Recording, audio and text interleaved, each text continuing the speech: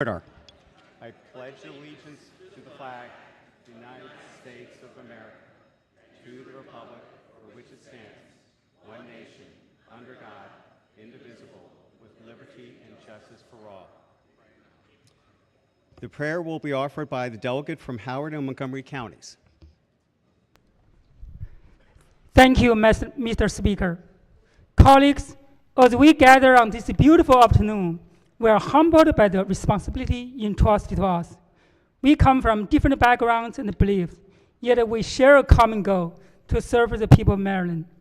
Grant us the wisdom to make fair and just decisions. Guide us in open and honest debate, where we listen respectfully to one another's perspectives. Fill us with compassion for the needs of our constituents. May our actions be guided by a sense of justice and the desire for the common good. Bless our deliberations with clarity and purpose. As we approach the crossover, let's keep calm and stay cool. Amen. Amen. Quorum call. Mr. Speaker.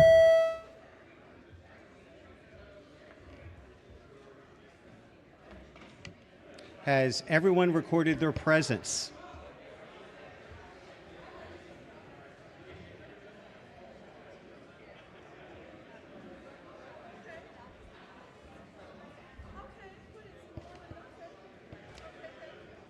If so, the clerk will take the call.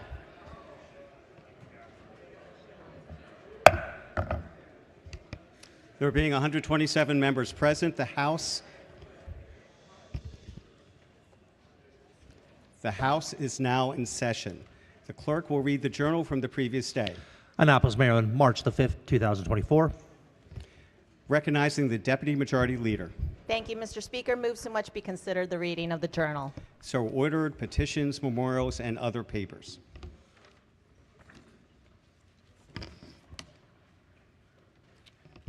Message from the Senate, consent calendar number 21. Senate bills introduced in the House. The clerk will read the first bill and committee assignment. Senate Bill 22, Senator Hayes, House Rules. Recognizing the Majority Leader. Thank you, Mr. Speaker. So much be considered the reading of Senate Bill 22, be considered the reading for all the bills on the calendar. Hearing no objections, the bills are read the first time and referred to the appropriate committees.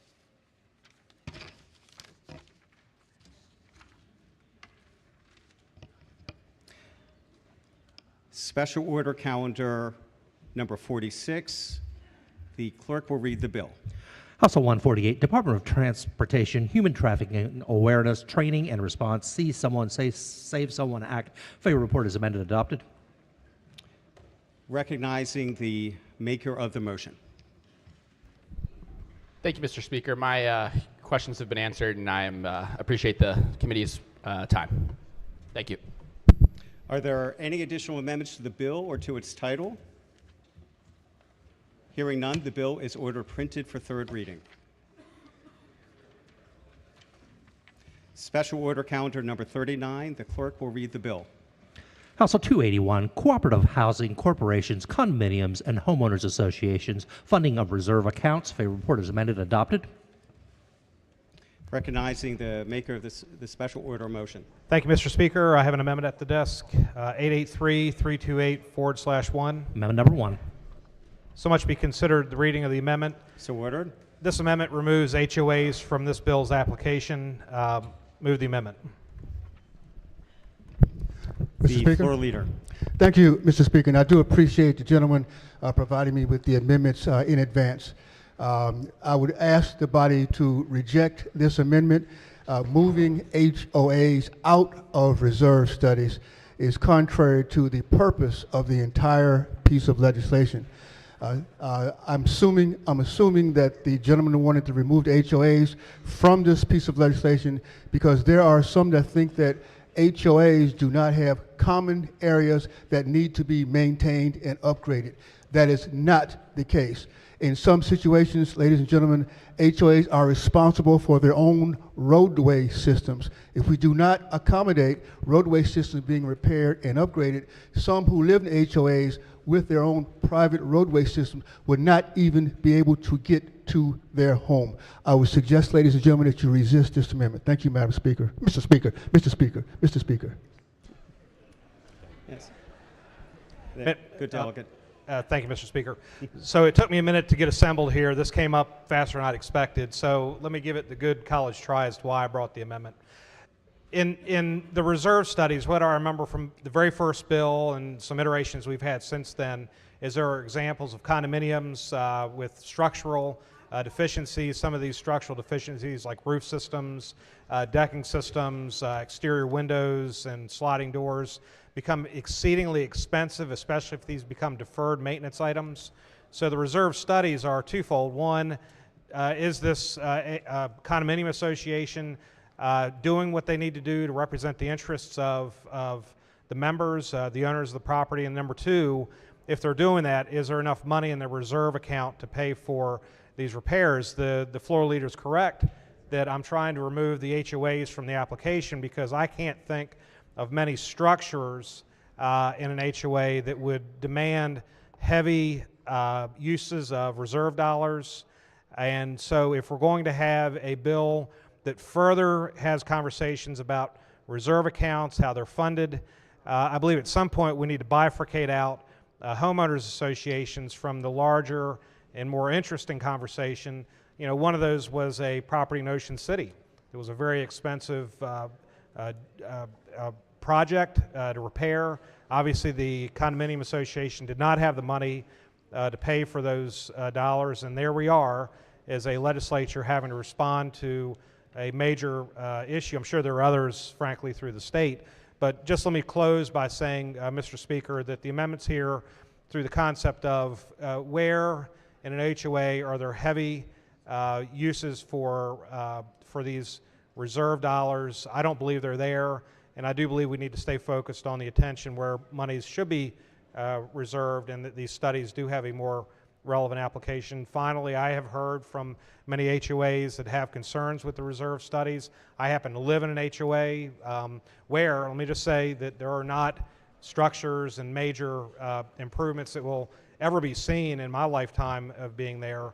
So, Mr. Speaker, I move the amendment, and thank you, Floor Leader. I try to get the amendment to you in person. I did email it to you, and normally I like to try to talk in advance of offering these amendments so we're not catching you by surprise. Floor Leader.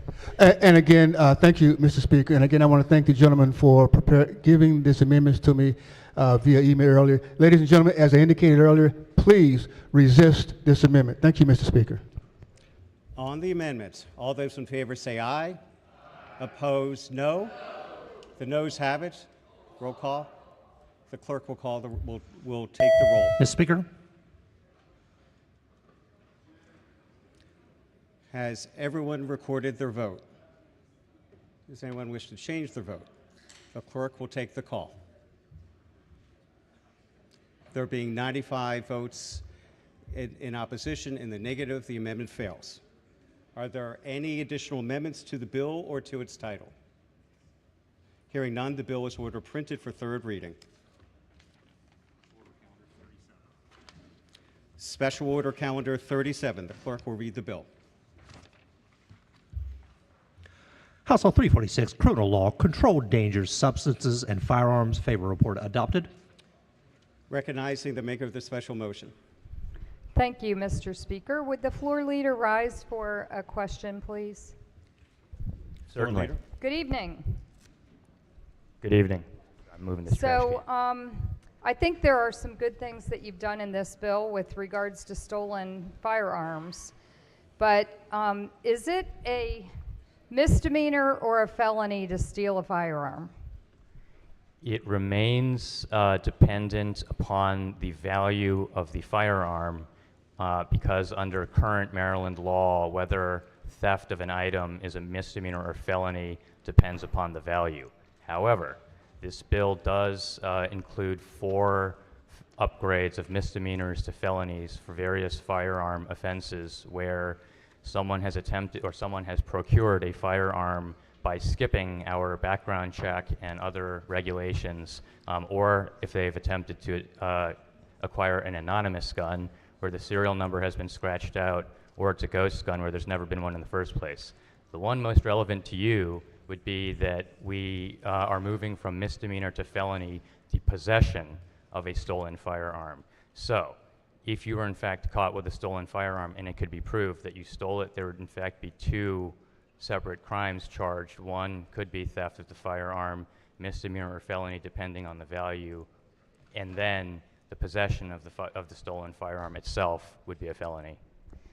Yes, I notice on 5-138, it says that a person may not possess, sell, transfer, dispose of a stolen firearm, and that is now a felony. Conviction, imprisonment not to exceed 5 years, a fine not exceeding $10,000. But I've noticed what's missing is theft, because how much do you know how much most firearms cost, that handguns that people would potentially steal? I do think they could go hundreds to thousands, and the break point, again, in current law is $1,500. That's the make or break line for misdemeanor to felony theft. But again, in order to effectively steal a firearm, you must possess it. So I do believe you can take the win. We've addressed your issue. With all due respect, I would say most handguns are less than $1,500. And, you know, that's the violent crime issue that we're trying to address here, are the number of stolen firearms used in violent crimes. So for most handguns, the theft of that handgun is going to be a misdemeanor. Is that right? Again, if you're caught with it and it was stolen, that's a felony. So we've actually got you on 2 counts if that's what was going on. But the one's going to be a misdemeanor because most handguns, again, are under $1,500. I would also just remind you, this bill has 2 parts to it. The firearms upgrades from misdemeanors to felony is one component. The other part is a reform component designed to repeal mandatory minimums for cannabis. Those 2 components are put adjacent in this bill to strike a balance.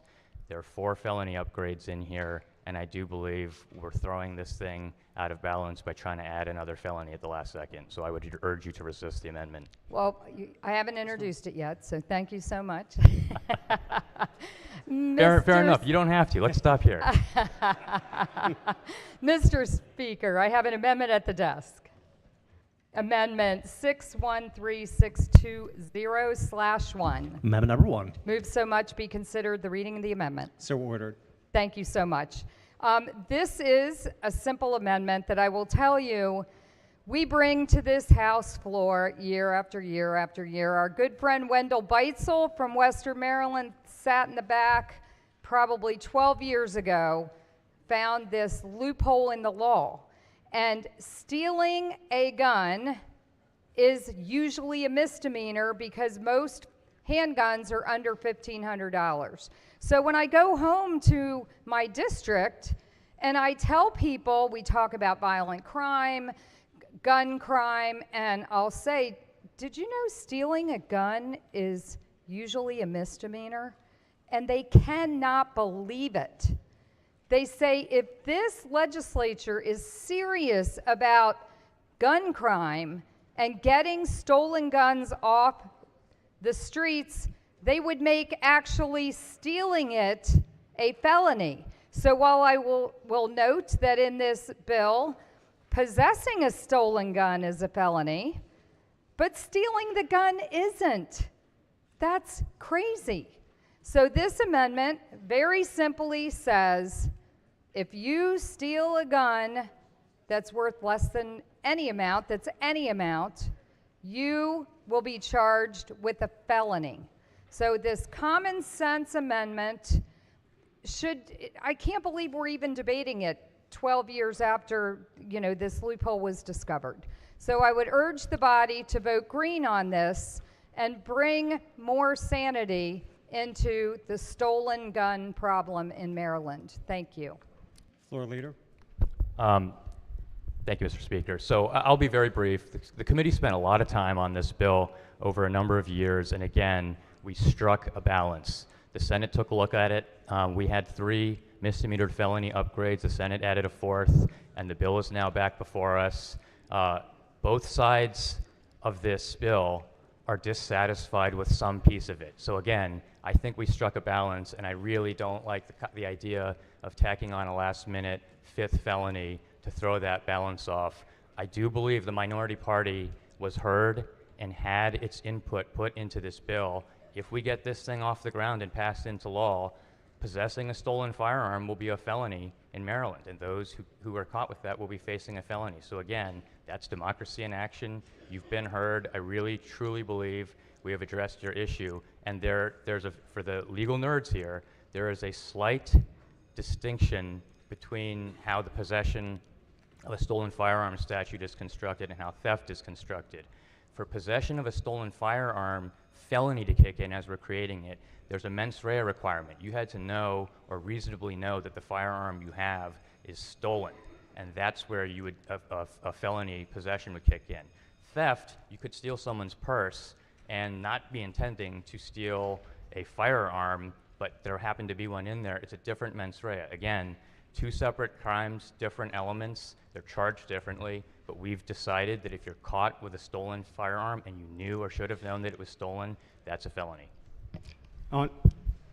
Thank you. I would press this amendment, and I do appreciate the hard work of the Judiciary Committee, and that they've now said possessing a stolen firearm is indeed a felony. But if someone stole my purse and my handgun was in it, I would want that person to get a felony for stealing my purse with a handgun in it. So I press that amendment. On the amendment, all those in favor say aye. Opposed, say nay. The noes have it. Roll call. The clerk will take the roll. Mr. Speaker? Has everyone recorded their vote? The clerk will take the call. There being 91 votes in the negative, the amendment fails. Are there any additional amendments to the bill or to its title? Hearing none, the bill is ordered printed for third reading. Special Order Calendar Number 40. The clerk will read the bill. House Bill 333, Election Law, Election Disinformation on Large Social Media Platforms and Influence Related to Voting. Favorable word is amended and adopted. Recognizing the maker of the special motion. Thank you, Mr. Speaker. I do have a question for the floor leader. Floor leader? Just a couple of questions before Thank you, I offer Mr. an amendment. Speaker. Good afternoon, or evening, almost evening. The bill in front of us deals with election disinformation, and it appears to also include a website, I guess, that's going to be created by the State Board of Elections, and you report disinformation on that website. Does that sound right? A portal, yes. Okay. A portal, okay. And what are some of the examples, or just an example of disinformation that has been reported in the past that has been determined to be a problem? So in terms of what disinformation is in this bill, it would be the time, place, or manner of an election, election results, or voting rights in the state. Okay. And voting rights, what would that mean? Voting rights could be something such as saying you're 16 years old and you can go vote in this election. I see. Okay. Thank you. Appreciate it. So I do have an amendment at the desk, Mr. Speaker, and the amendment is 873726/1. Amendment number 1. Move so much be considered the reading of the amendment, Mr. So Speaker. ordered. Thank you, Mr. Speaker. And basically, this is a very straightforward amendment, which I think cleans up the intent of this bill, and that is to provide and require voter ID throughout the state of Maryland when voting. Seems pretty straightforward. Apparently, one of the areas of disinformation in accordance with the bill is disinformation, at least according to the bill, relating to who is eligible to vote.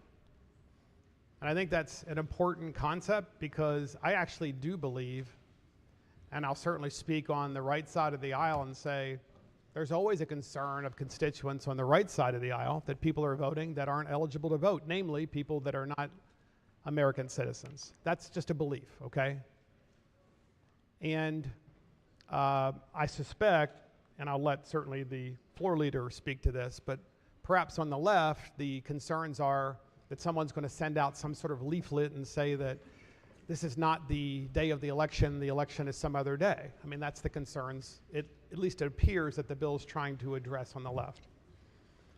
And one thing I can tell you that's really important, and I can't tell you how sincere I am about this, and that is we have a situation in our country, and certainly in our state, where the citizens are not confident in the outcome of the election, and generally speaking in elections moving forward, whether warranted or not. And what this amendment does is it tries to provide some assurance so we can at least take the assurance of who's voting for whom off the table. And I can tell you that since this is an election year, a presidential election year, and we already hear both sides, and it's, we hear both sides complaining about an election that may not be fair or might be fair. Here's something to put a lot of the voters in Maryland at ease and doing the right thing and requiring a number of ways to demonstrate, and this amendment it's not one-dimensional. It provides a number of manners in which an individual can provide their identity when voting so that we know who's actually voting. And so for all those reasons, I move the amendment. Thank you, Mr. Speaker. Floor leader. Thank you, Mr. Speaker. I want to ask the body to resist this amendment for a few reasons. The delegate mentioned that this amendment cleans up the intent of the bill, and it does not do that at all. This is actually another bill that has been introduced in committee that we have not taken action on. And this body has not taken action on voter ID legislation for a number of years now, because we know that voter ID ends up creating barriers to vote, especially for minority communities, low-income communities, and those with disabilities. And this amendment is actually not related to the legislation at all. The gentleman, for example, mentioned non-citizens voting. That is actually why we need this bill, to fact check what is going on and what is being said, because there's absolutely no evidence of that in the state of Maryland. And what this bill would actually do is that when there is incorrect information that is out there, that is happening in a large way that could influence our election, that our state Board of Elections becomes aware of that and is able to share correct information. I urge you to resist this amendment, which is a voter ID bill, which will create barriers to voting for many communities. Thank you.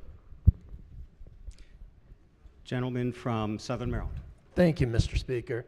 I stand to support this amendment because we keep hearing about people that are here in this state illegally not voting, when I know of at least 2 cities in Maryland where they vote in local elections. We passed that bill several years ago. That is true. That is fact. Look, you can't do anything in the United States without an ID. You can't open a bank account. You can't get on an airplane. You can't buy a beer. Heck, you can't even get in a rated R movie without an ID. This is about securing our elections and people actually feeling good about the election process, that their vote matters. This is why we've had so many years of peaceful transfers of power in this country. It's because people have faith that their elections are secure. We need voter ID. This is only common sense. It is overwhelmingly supported by the public that we represent. And the gentleman's amendment should be considered seriously. Thank you, Mr. Speaker. On the amendment, all those in favor say aye. Aye. Opposed, nay. No. Nays have it. Roll call. The clerk will take the roll. Ms. Speaker.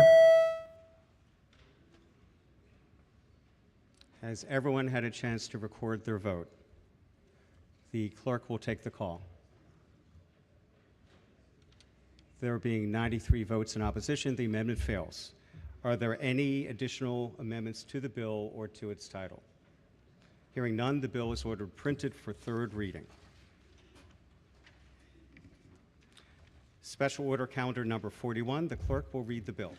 House Bill 575, Criminal Procedure, Victim Compensation Alterations, Victim Compensation Reform Act of 2024. Favor report is amended and adopted.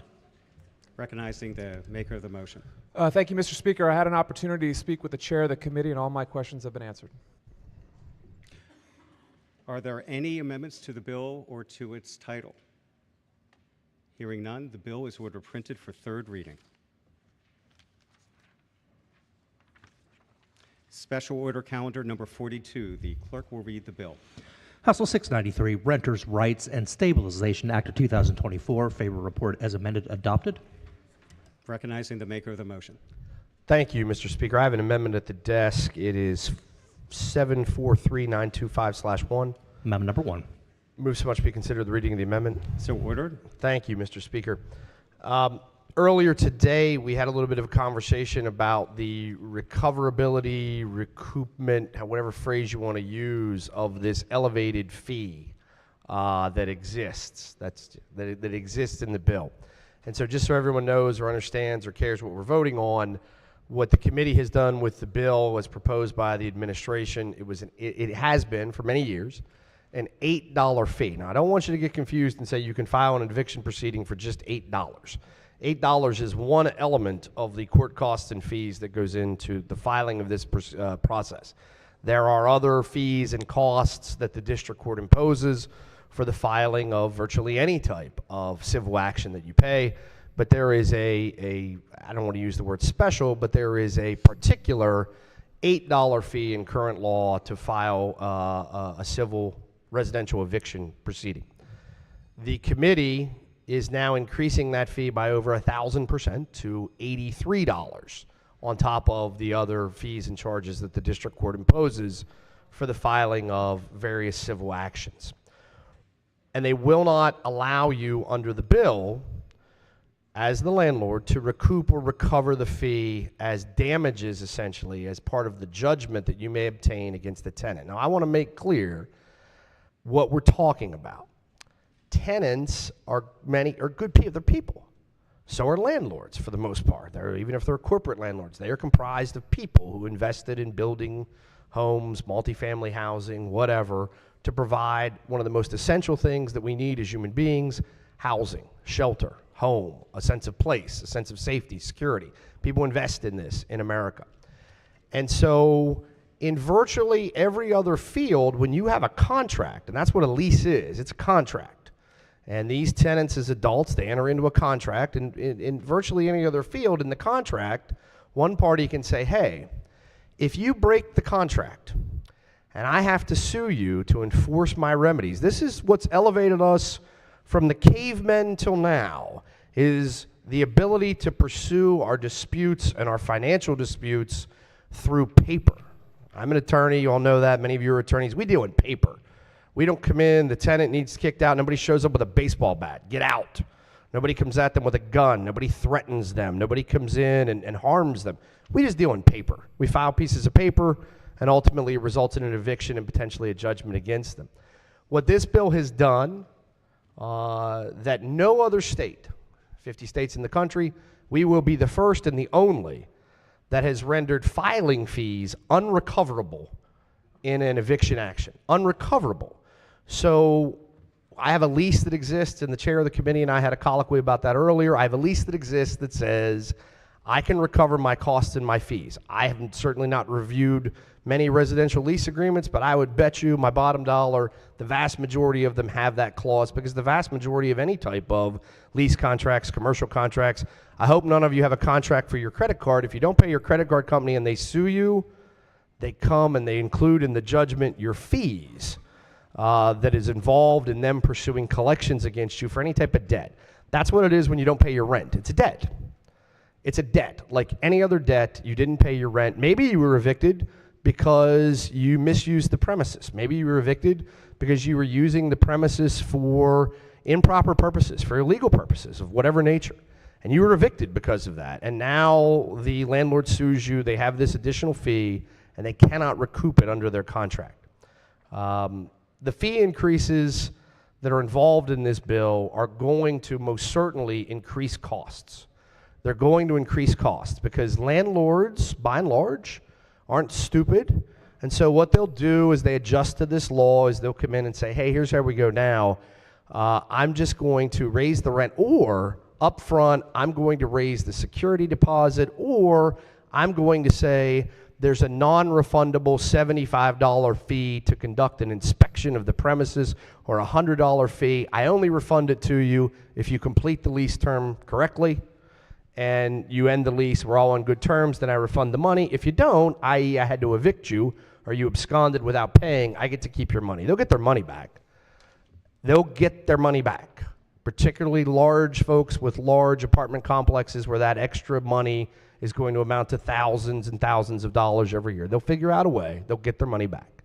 And so we're raising the costs on everyone for the actions of a handful who do not comply with their obligations to pay their rent. And some of these stories are sad. We're accommodating that. I'm happy there are things in the bill that talk about you can't kick people out in the middle of emergencies, in the middle of snowstorms. You can't kick people out with little kids without plenty of notice. Happy about all of that. That's smart. But what the amendment will do is essentially bring us in line with every other state that exists and with virtually every other form of law and contract and debt that exists, and say, hey, if I have to sue you and there's fees and costs imposed on asserting my rights, and I win. Let's remember, these are wins. This isn't the tenant who comes in and says, oh no, I paid, I didn't actually get evicted. I win the proceeding. I should be able to get my costs back, particularly when you raise them 1,000% in one fell swoop in 1 year. That's what the amendment does, and we request that the amendment be considered favorably. Thank you, Mr. Speaker. Mr. Speaker. Yes, recognizing the Vice Chair of the committee. Thank you. Thank you, Mr. Speaker, and thank you, maker of the amendment, for sharing the amendment with me. I have done a little research in our time off that we had, and you know, I understand what the gentleman is saying about contract law, but let me just make sure the body understands how contract law works with respect to states. It is true that states cannot impair contracts generally. However, there is a three-part test, and that three-part test is to first find out whether or not there is an impairment of a contract. So in our case, on House Bill 693, we are not going, this is not a retroactive bill, this is a proactive bill. So it's going, everything's going forward on this particular bill. With that said, if a tenant has a lease with, or a landlord has a lease with their tenant, then that landlord is going to have to comply with House Bill 693, period. And the reason for that is because, one, this is not an impairment of a contract. Two, that if it were an impairment of contract, if it were considered, then there would have to be a substantial impairment. And it would have, we are allowed as a state to have this law because we have to show that there's a reasonably necessary issue for the welfare of our citizens of the state of Maryland. And here there is a reasonable, necessary reason. We are trying to keep people housed. We are trying to make sure that folks are not getting evicted and folks are not on the street. We are doing everything that is within our legal power to make sure that individuals can remain within their apartment if they can come up with the rent within a timely manner according to all the provisions of the bill. And so for that reason, I ask you to resist this amendment. It is not an impairment of contracts. It is not retrospective. It is only going forward, and the law, constitutional law allows it. I will even state for you the cases in which the law allows it. Will be FOP versus Prince George's County, a 2010 case, as well as Cherry versus Mayor and City Council of Baltimore, 2014 case. These all state the three-prong test, and we have complied with the three-prong test. So I urge you to resist the amendment.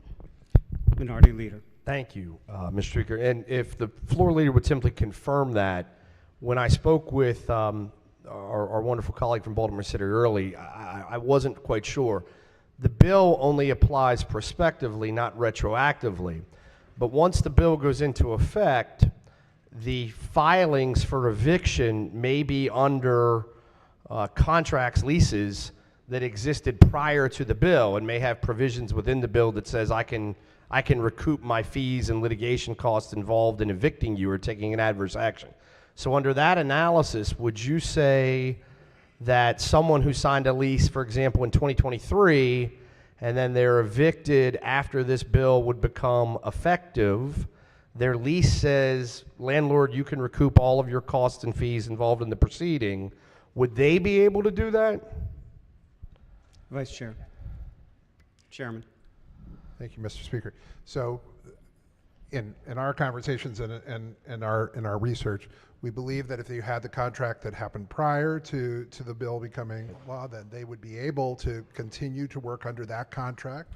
But then going forward, because as you said, the bill was prospective, then going forward, they would not be able to pass through the fee. So if they sued under the pre-existing, they can collect the fee, that's their contract, but after they enter into a new lease agreement or a holding over agreement after the enactment, they cannot? Yes. Okay, I appreciate that. That's very clarifying for us law nerds in the room, and that will solve some of that legislative history. It doesn't, however, change the realities of for future people going forward, the inability to recoup the fee, because they will be left with the same problem. I know sometimes in this room we believe we can solve so many problems. It's a wonderful thing. We do solve some problems. We do. We came here to try to do good.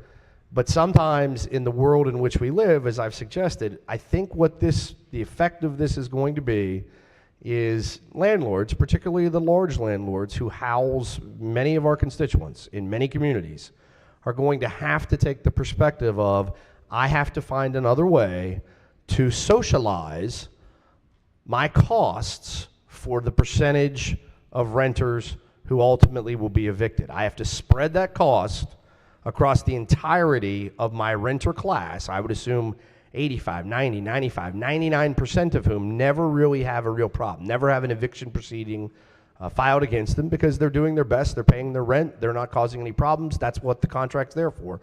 The costs of this fee raise without the ability to recoup from the bad actor is just going to be socialized and raise housing costs in the state, and there's no way we can fix that. Nothing in our heart of hearts, nothing in our good faith can fix the reality of how the market will work going forward. So with that, Madam Speaker, subject to further debate, Mr. Speaker, I move the amendment. On the amendment, all those in favor say aye. Aye. Opposed, no. Noes have it. Roll call. The clerk will take the roll. Ms. Speaker. Has everyone had a chance to record their vote? If so, the clerk will take the call. The amendment having 90 nays, it is defeated. Are there any additional amendments to the bill or to its title? Mr. Speaker. Yes, Minority Leader. I have one additional amendment at the desk. It is 203623/1. Amendment number 1. Move so much be considered the reading of the amendment. So ordered. Thank you, Mr. Speaker. I'm going to do something I don't know that I've ever done before. I'm going to propose an amendment to this chamber that would raise a fee. It's going to raise a fee. $8, as we've all found out on our trip through landlord-tenant law today, is the current particularized fee on top of your other filing fees for an eviction proceeding. And you know what? I got to be bluntly honest with you. Please, my Republican colleagues, please don't get angry with me for saying this. I got to be honest. It sounds pretty low. Sounds pretty low. Sounds pretty low. It's probably a little too low. $8. It hasn't been changed for a good while. It's fairly low. It's low in juxtaposition to some other places. $83. Oh my goodness, that's way too high. That's out of the realm of reason for most people. And so I'm going to propose in this amendment to raise the fee. And maybe I'll be the only one to vote for it. Who knows? To raise the fee by 300%. Actually, I don't do math that well. It's a little more than 300%. From $8 to $25 $25. That is going to be a significant cost savings, and therefore, under the last amendment that we rejected, a significant lessening of the cost that we're going to socialize and push on to everybody from the operation of the bill. Now, you have to proceed with eviction. You go through the eviction. You're successful. You can't recoup your fee. It's just $25 instead of $83. Everybody in this chamber has talked an awful lot, whether in their committees, in their personal political life, in their bills, on the floor, got to raise fees. You know, we're raising fees. I called my good friend from the Environment and Transportation Committee, you know, the master of fees this year. He's got lots of fees, and that's okay.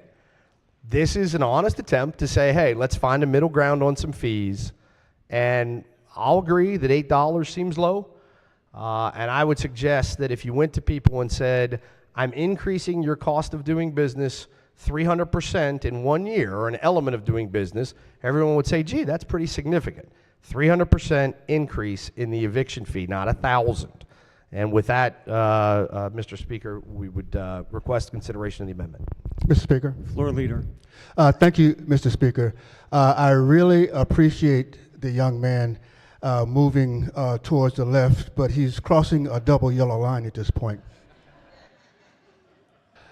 And in doing so, Mr. Speaker, in crossing that double yellow line, what we are trying to do here with this particular piece of legislation is we are adhering the fees that are currently in the bill to national standards. That's all we're doing here. Currently, what we're doing here is raising the fees to support some projects, programs that we have here to national standards, and we want to make sure that we adhere to that. So I would urgently ask the body here to resist this amendment. Thank you, Mr. Speaker. Recognizing the gentleman from Southern Maryland. Thank you, Mr. Speaker. Quick floor leader with a question for the floor leader. Floor leader. You mentioned national standards on the fee, but earlier in our discussion, you said that it took like almost 2 months to actually evict a non-paying tenant. I know that to be twice as long as the national average. Would you not agree? To be honest with you, young man, I have not performed any evictions nationally. I have done some in other states and in other jurisdictions, but not nationally. And we're talking about fees in this particular discussion, not national standards in evictions. So wouldn't it stand to be reasonable if the amount of time was twice as long? Why would we go with a standardized fee that's on the national average if it took you twice as long to get what you're trying to accomplish by paying the fee? One of the things that we have here in the state is a backup of eviction processes. It's a backup. Okay? The fees are not significant, are not the same thing as the eviction process. There are two different things altogether. Now, if you want to have a debate on the fees, we can continue. If you want to have a debate on the evictions processes, that's a separate item. So choose your poison, young man. Thank you for embellishing me on those questions. I appreciate it. Mr. Speaker. Minority leader. I appreciate my friend from Prince George's remarks, but again, I don't do this kind of thing in my day-to-day life, day-to-day practice, but it's probably boring to a lot, but this is how it really works. You're right, there's a national study out there that says the average eviction fee is X amount is higher. But very, very few, I'm not sure that I found any so far. I won't say on the floor that there aren't any because I didn't do a 50-state, LexisNexis search. We have a thing in Maryland called the warrant of restitution. So after you get the eviction, that's a separate fee. If you want to get a judgment against the person rather than simply physically have them evicted, and that's what the recoupability comes down to.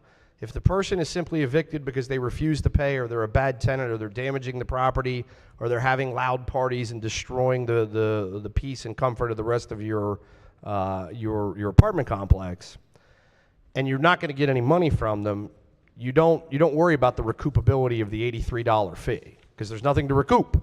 There's no money. Your remedy is you don't live here anymore. The recoupability comes when you pursue that individual for breaching their lease and you want damages. And so you don't just pay the $8 or the $83 fee when you do that. You pay $55, I believe, $55 in Baltimore City, $45 in the other 23 jurisdictions. If you want to go after the money, you have to pay an additional fee to seek what's called a warrant of restitution. So that's now added in. So when you add in the $83 fee for filing the eviction, and now I want to get it recouped and I'm actually seeking my damages, or else I'm going to socialize them across all of my renters, I've got to pay an extra $45 or $55 in the city. So now, and the delegate from Montgomery County is watching my math very closely, I think 83 and 45 is $128 or $138 in Baltimore City, which puts us above the national average. And so as a result, by raising the fee, I'm trying to keep us within that national average at $25 for the eviction cost, $55 or $45 for the warrant of restitution, keeps us closer to that range that we're talking about. We're not doing these things for fun. We're doing them because we honestly believe that it makes the law better and makes the economy of how housing works. We all want more housing. You have to accept that landlords are a big part of that equation and that they have to be treated with reasonableness as well. Thank you, Mr. Speaker. Subject to further debate, we'd move the amendment. On the amendment, all those in favor say aye. Aye. Opposed, no. Noes have it. Gentleman is not supported. Are there?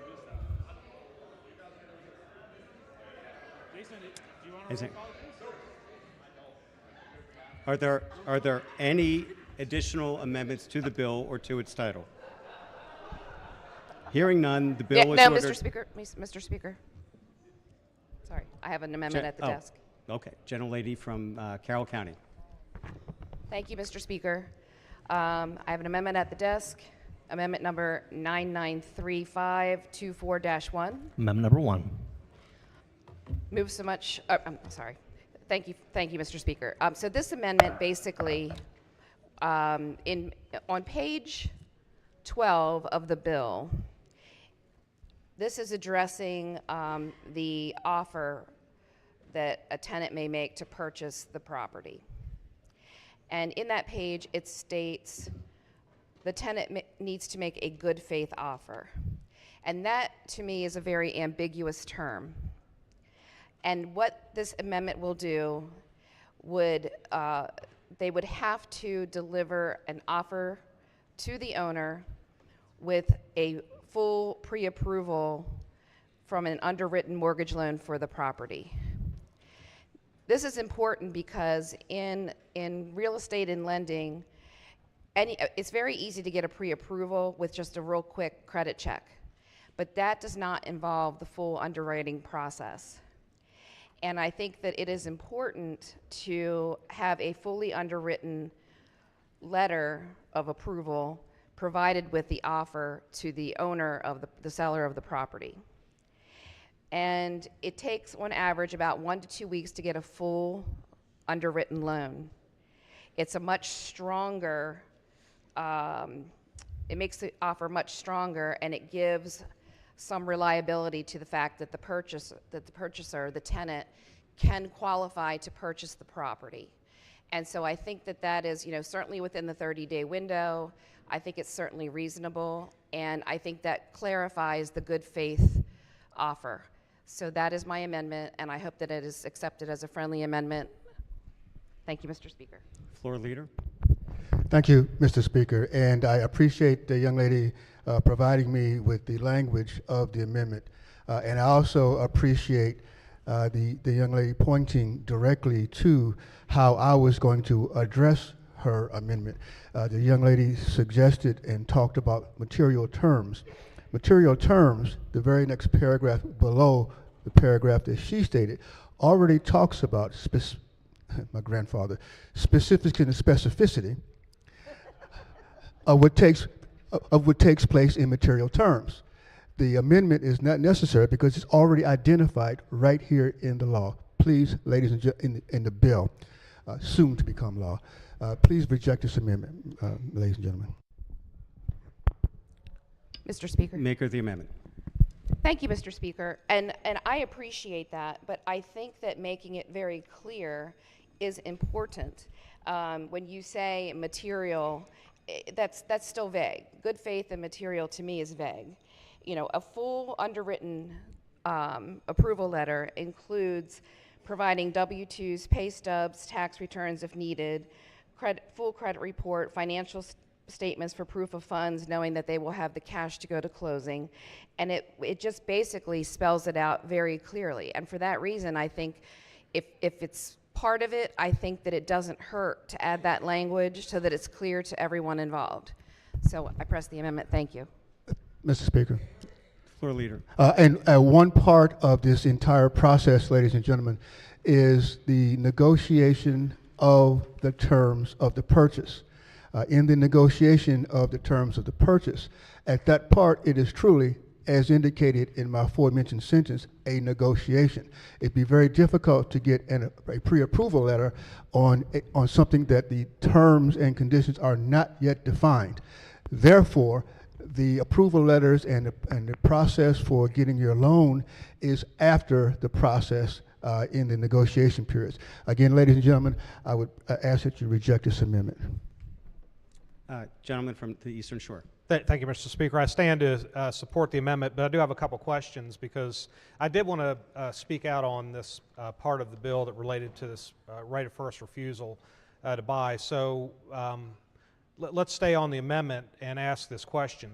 If you've got a property owner that has a portfolio of, say, 10 residential rental properties, and they go to a broker and say, look, I want to sell these 10 properties in a portfolio for the purpose of, say, a 1031 exchange. In other words, I want to sell these 10 units and then I want to buy something else. This is not an unusual exercise for developers, and frankly, for somebody who's small that might have 10 or 15 units, maybe they want to sell those 10 or 15 units when we see all these bills come through Annapolis, sell them, and then buy maybe an Advanced Auto, or maybe buy a Walgreens, or some type of commercial real estate property that's more of an annuity and not a active, very difficult, more difficult exercise than it has been. And so how do you talk to the developer who has those 10 units, those 10 single-family property owners, and then one of those 10 says, well, wait a minute, I'm not going to do that. I want to buy that one of 10. How does that developer even get into a conversation that I'd like to move out of the real estate market, or at least the residential real estate market, rental market, and do something else? Aren't you clogging their ability to do what's not uncommon in the world of real estate? Thank you very much, and I appreciate the gentleman's expertise in this field. I haven't heard someone use 1031 on this floor ever. It's a very good process to purchase, and those of you who don't understand 1031, look into it, which is not part of this legislation, however. One of the things I would like to point out to you, is that here we're talking about tenants attempting to purchase property. And that is the sole purpose of this legislation. Tenants' ability to purchase property. And when the tenants are looking to purchase the property, the landlord, as indicated in the legislation, presents the opportunity to the tenant. They then have to, the tenant then has to respond in terms of what the offer that the landlord is making. And that's all that it does. I don't want to get too complicated because we're not going into those kinds of fields. Thank you. And I would ask the floor to resist the amendments, Mr. Speaker. Mr. Speaker, I'm just going to speak on support of the amendment and why I stood on this particular amendment.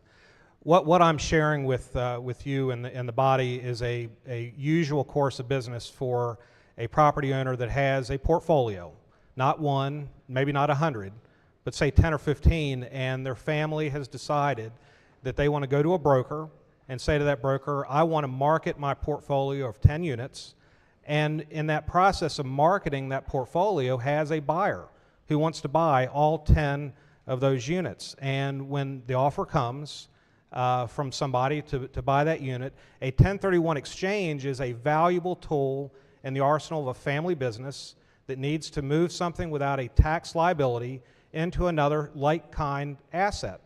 And so not only is it important for families and businesses to have this tool available to them, but it's an important tax deferral tool that gets them into maybe something that they prefer to get into. So if you have 10 residential rental properties, it is not unusual to say that I want to take that money and invest it in it's basically an annuity. It's an advanced auto. It's some type of commercial real estate transaction, and you buy that on the market. And when you take a bill like this without the maker of the amendment's amendment, you're basically saying that at that moment in time where I have a deal, where I have a negotiation that I've completed, that all of a sudden I have maybe one of those 10 tenants that are saying to me, no, I'm not going to let you do it. I'm sorry. I'm not going to let it happen. I'm going to make a offer to buy. And I think only the amendment maker is only asking is that if that's going to occur, that it occur through the lens of good faith, that there's really an interest in buying it. You still create problems for the bill from my perspective, but at least you're not going through this arbitrary exercise where somebody understands the law and they understand their rights, and therefore they're going to make an offer that's not bona fide. I support the amendment. Mr. Speaker, I thank you. And again, in the context of this discussion, when we're talking about tenants in this legislation, the tenant's term must be ending prior to the offers being taken by the landlord and tenant. So the term has to end, has to be at the end of the term. And ladies and gentlemen, again, I would ask that you resist this amendment. Thank you, Mr. Speaker. Mr. Speaker. Oh. Gentleman from Eastern Shore. On the amendment, would the floor leader rise, please? You and I had some discussions on this bill, and one of the things in a normal real estate transaction with agents involved, it's a little bit different than what this bill actually allows. And on the amendment, when we're looking for that, typically if I'm going to present an offer to my seller, if you will, typically that seller wants to see a pre-approval letter, some type of proof that you can purchase it before they can take it seriously. By what you're not allowing with not accepting this amendment is I can come up and I can deliver this offer. I can tell you I have an offer, I want to buy property for X number of dollars, and I'm hoping to buy your property. By that time, I'm making an offer, so I've done my due diligence, I hope, to figure out what the property is worth. So I have to wait till I say I agree to it. Now I need your proof. So I got another time while you have to go out and find financing for this. And I would expect that this would not be an unreasonable request, because you're already causing the landlord difficulty in this, because I have to get my first right of refusal, but you're also extending the term of the sale, because again, I hate to belabor this, but at that 10-month period, I notify you. If it's a normal transaction, I will sit probably in my lease, tell you that if I've done this professionally, that I will want the right to show that property in the next couple months to a prospective buyer. Wouldn't you agree? Let me go back to the amendment, which is speaking about pre-approval process. All right, and the pre-approval process, we're not at that stage yet here in the portion that the amendment maker is presenting. You don't want to give a pre-approval letter on a price point that is not yet established. That's where we're having the problem. So you can't go to the bank and say, give me a blank check to purchase a home when you do not yet know what the price is. We're still in the negotiation stage at this point. But you're making an offer to me on that. You're making an offer to me on my product, and by that time you have something in mind saying, I will offer you $200,000. I have to have some ability to say I can actually afford this, and in doing your due diligence, you would have to at least acknowledge that. If I may, Mr. Speaker? Yes. 'Cause I don't want to break any protocol. The protocol is we speak to the speaker, not each other on the floor. I'm sorry. When the process is moving like we're speaking here, you make the offer, and when the offer is negotiated back and forth, because there's still a time period after the offer to accept it and or deny it and get the opportunity further. So you still can't do a pre-approval until the purchase price is established. It's not the appropriate time for this. After the right of first refusal is terminated, then you can get your price point set. I would ask, ladies and gentlemen of the House, to resist the amendment. Gentleman from Eastern Shore. I'm sorry for violating that before, but I would argue I disagree with you, because by the time I'm going to purchase this place, I know the dollars amount I can afford. I should be able to present something to you that says I am credible, I am willing, I'm able to buy this property. And if I'm looking for a home, and this is typically the way it happens, is I am out looking for a home, I figure out how much I can afford, I go to my bank, and I hire an agent potentially, and I say, I'm looking for something, what can I afford? That bank says, you can afford up to $400,000.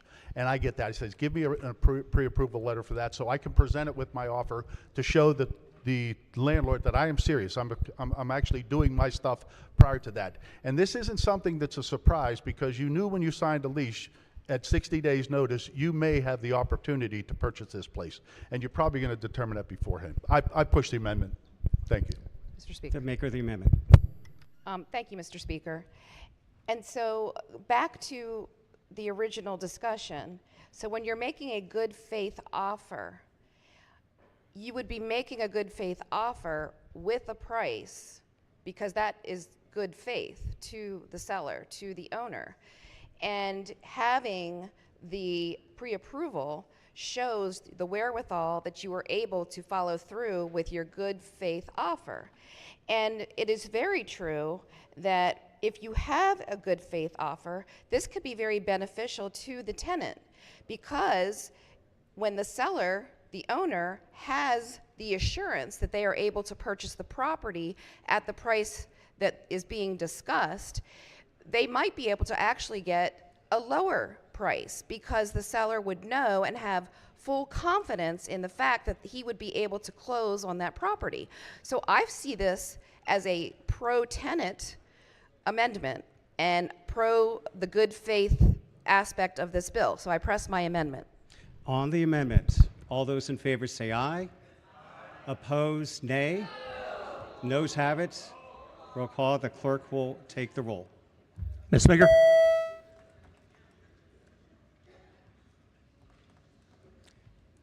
Clerk will take the call. There being 88 nays, the amendment fails. Are there any additional amendments to the bill? Recognizing the gentleman from Southern Maryland. Thank you, Mr. Speaker. Got an amendment at the desk. Oh, geez.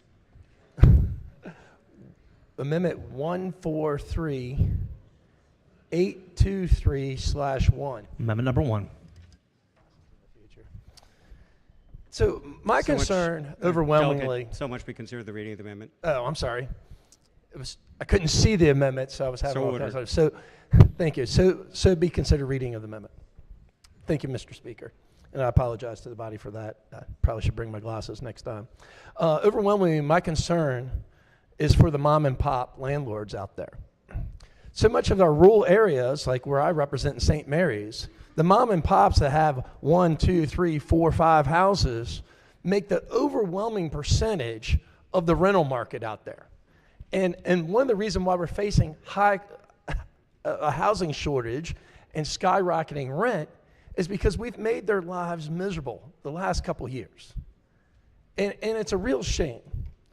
So as a real estate professional, if you look at the Maryland State contract that every realtor utilizes, on page 3, it lists what type of financing you are going to receive and whether you're going to ask for inspections.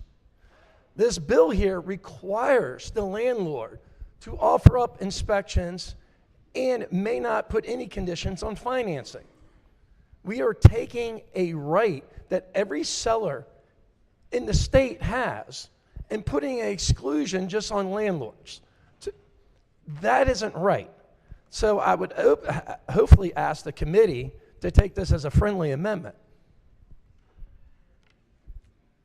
Floor leader? No. Shocking. Thank you. Please elaborate. Yes, I shall. As I'm sure you are aware with the legislation, we are attempting again to get more of the tenants in the state of Maryland to obtain housing because of the shortage. This is an equity issue. And so what we're trying to do is trying to make sure that we have as many persons that can purchase a home the opportunity to do so. I'm not sure how your amendment is going to assist in that equity issue. I'm not quite sure how you expect that landlords are being shortcut in this process, because they are not. The landlords who offer the properties for sale, as you are well aware, when a landlord is there, you want to sell the property, you've got to get turnover, you've got to get, if you hire someone like myself, you got a 6% commission. If you got a landlord in there, you're good to go. So, no on the amendment, Mr. Okay, that was about as clear as mud. I know you, Mr. Floor Leader, to be a real estate professional. Can you tell me in the contract, and I know you've done plenty of legislation on the Maryland state contract, can you tell me why every seller in the state can use this contract and decide whether they want to take conventional financing or FHA or USDA? Why every seller can elect to accept the contract with inspections, but now you're telling landlords they cannot. Why is that? Mr. Speaker. Floor Leader. In this particular piece of legislation, again, this is a concept where we are giving an opportunity for landlords, for tenants to obtain their housing.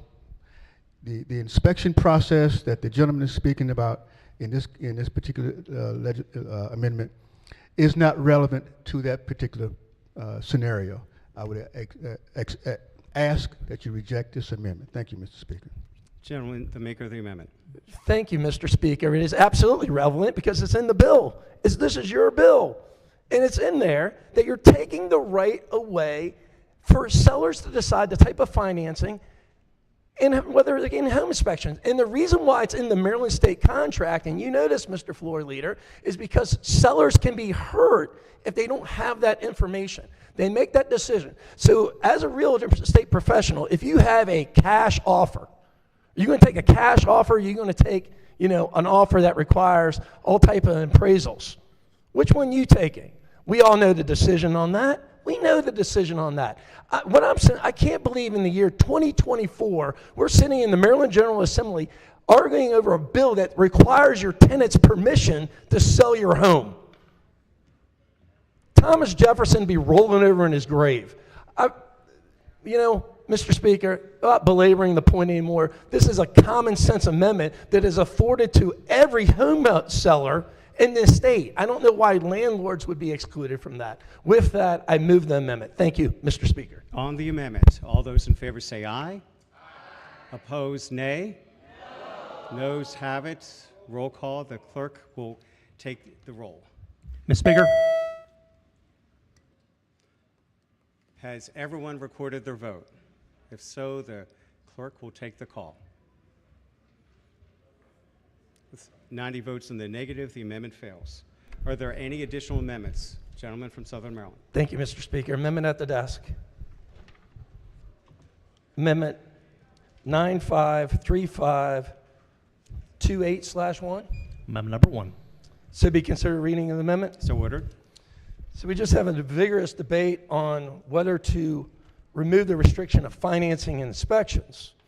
There's also another portion on this bill, if you want to look at page 10, deals with if you accept a third-party offer on this, on selling your home, if the offer is more than 10% less than the sales price, you have to start this whole process over again and get the approval of your tenant to sell your home. That's crazy because 10% in the real estate world on negotiated contracts is nothing.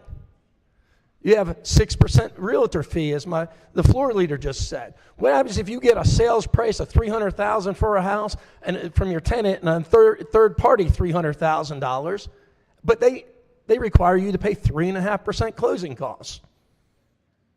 Well, now you're out some more money. So look, this amendment basically changes that 10% from sales price to the net. Because in real estate, that's what matters, is your net payment to the seller. Any real estate professional would go up there and say, what do you want to sell your house for? They'll do you a net sheet of your expected proceeds from the sale. Deal 1 from the tenant, deal 2 from the third party. If it's more than 10%, we live with the bill. If it's not, well, then you're back to square one. I move the amendment. Mr. Speaker, I shall be brief. The way the legislation is written, it offers the tenant to match the price within the negotiation process. That's what it does. Reject this amendment. Thank you, Mr. Speaker. Mr. Floor Leader. Make the amendment. Mr. Floor Leader, can I answer your question on your legislation here? Floor Leader. I believe on that amendment, I don't have the bill in front of me, but I know you know this bill really well. Does it not say sale price? To answer the gentleman's question, it does say sales price, which is totally different than net proceeds. So let me give you an example. If you had a house, $300,000, deal 1 from the tenant, it's $300,000, but you got to pay 3.5% closing costs plus realtor's fees, and they're not going to split your transfers and recordations. You're well over that 10% threshold. If you had another price come in at $300,000, you would net more. But now you're required to go check with your seller again. That's exactly right. In the legislation, it talks about sales price, as my mom would say, period, dot. We're not going through all these other processes about net proceeds and all the other items that you're talking about. Closing cost, price, that's it. If the offer is rejected, if the offer is less than 10%, like you said, then the whole thing stops. So no, thank you. Maker of the amendment. Thank you, Mr. Speaker. I mean, this is getting to be like a Saturday Night Live skit right now.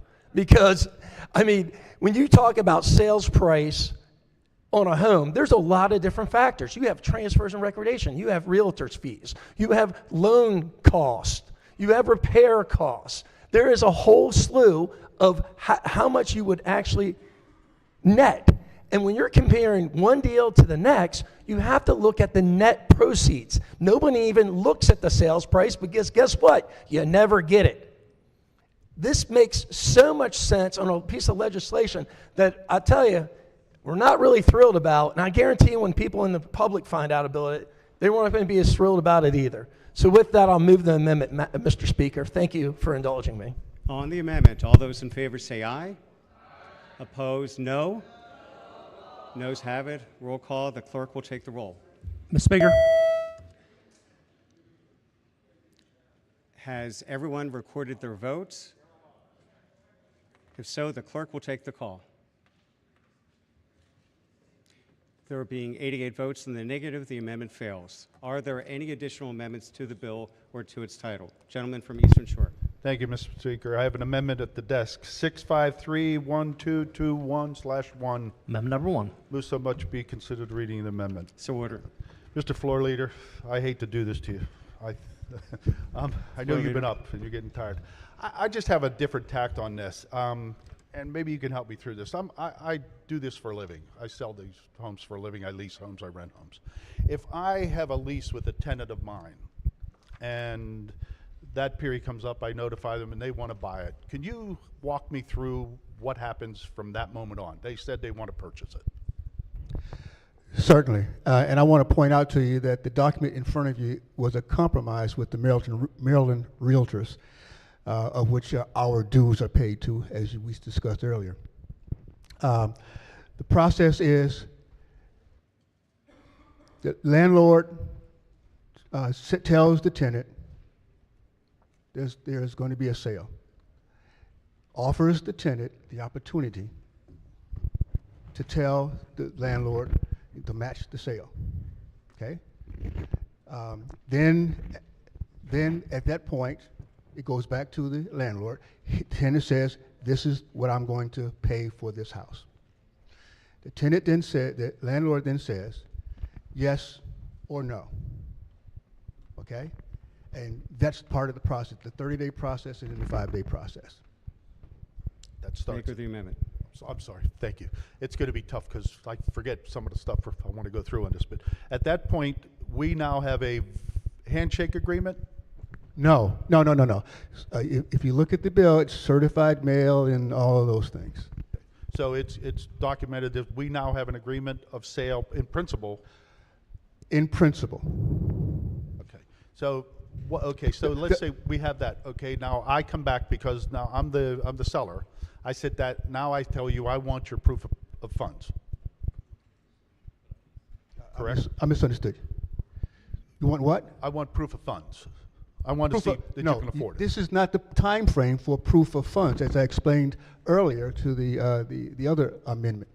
Proof of funds comes after the negotiation and the price is set. Okay. At this point, it is not set. Okay. At this point, we're in a negotiation stage. Is it okay if I communicate with him now? I'm sorry, Okay, Delegate. let's just say I agree to the price. I say the price is $300,000. We agree on a price of $300,000. What happens after that? At that point, if the tenant and the landlord agree on the price, then you move forward with the sale. Okay. What is my responsibility on that end as a landlord? I just wait for you to come and give me the $300,000 in 60 days? No. At that point, the process of this sale is the same process as every sale.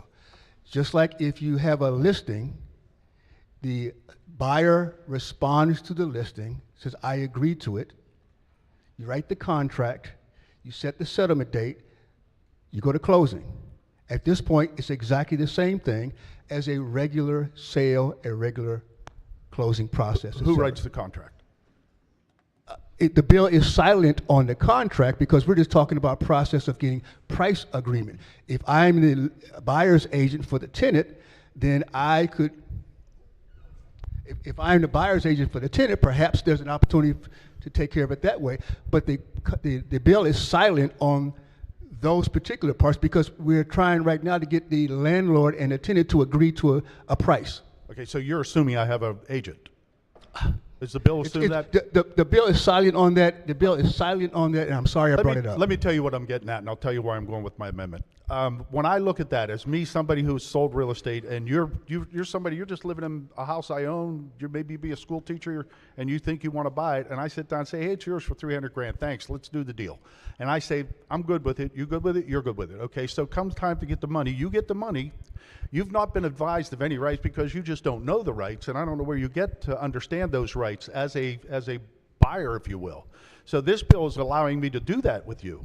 If you have no knowledge of real estate, regardless of what I know, you just decide to buy something. Just like buying my used car. I don't sit down and tell you everything's wrong with my car necessarily. You have a right to know that if you are smart enough and understand the process. So this bill, based on the way it's set up, is the buyer can be taken advantage of.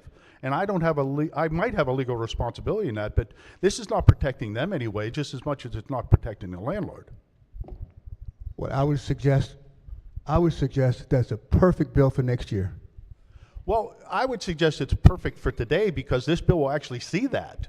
This bill actually has the opportunity to really harm a potential buyer. You don't have agents involved in this. You don't have professionals involved in this.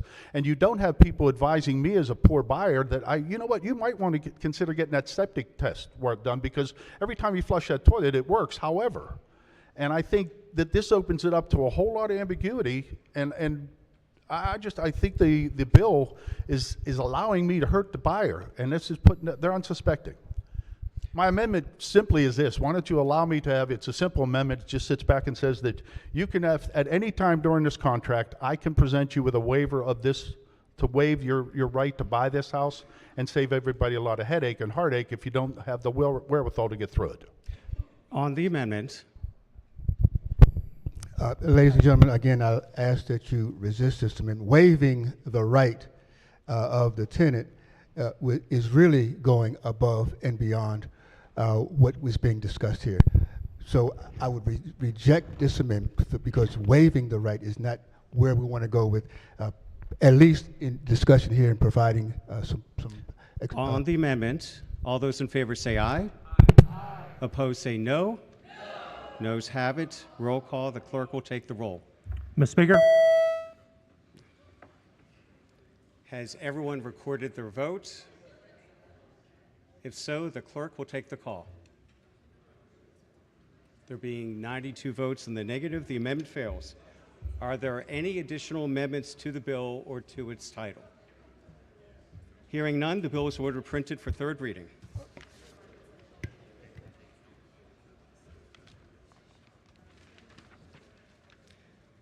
Special order calendar number 44. The clerk will read the bill. House Bill 1026, Armed Forces, Support of Military Families, and Addition of Space Force. Favor report as amended, adopted. The maker of the special order motion. Thank you, Mr. Speaker. I have an amendment at the desk. The amendment number is 113521. Amendment number 1. Moves to be considered the reading of the amendment. So ordered. Thank you kindly. So, Mr. Speaker, I too support our military families.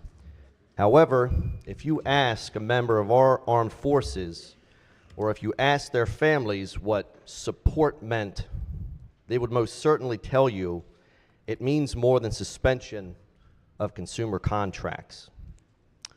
The last time our country declared war was World War II, and for the majority of the subsequent 79 years, our servicemen and women have been engaged in seemingly endless foreign deployments.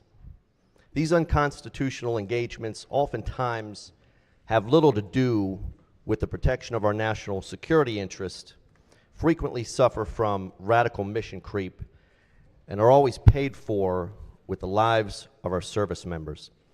Their families need support. And veterans from across our country have found a way to support our military families. Those veterans have sponsored legislation in 30 states to limit the deployment of our armed forces to deployments which are constitutionally declared. This amendment is the Defend the Guard Act. This amendment allows for Title 32 mobilizations of our National Guard, including those for national disasters, periods of civil unrest, and terrorist attacks. However, it would prevent foreign military deployments of our Maryland National Guard that are not constitutionally declared. The men and women who join our National Guard do so to serve their communities, serve the communities of Maryland. Unfortunately, today they are conscripted to serve in unconstitutional wars across the globe. And when the death numbers come in, they include thousands of National Guard members. The drone attack that injured 40 service members in Arizona is a great example of that.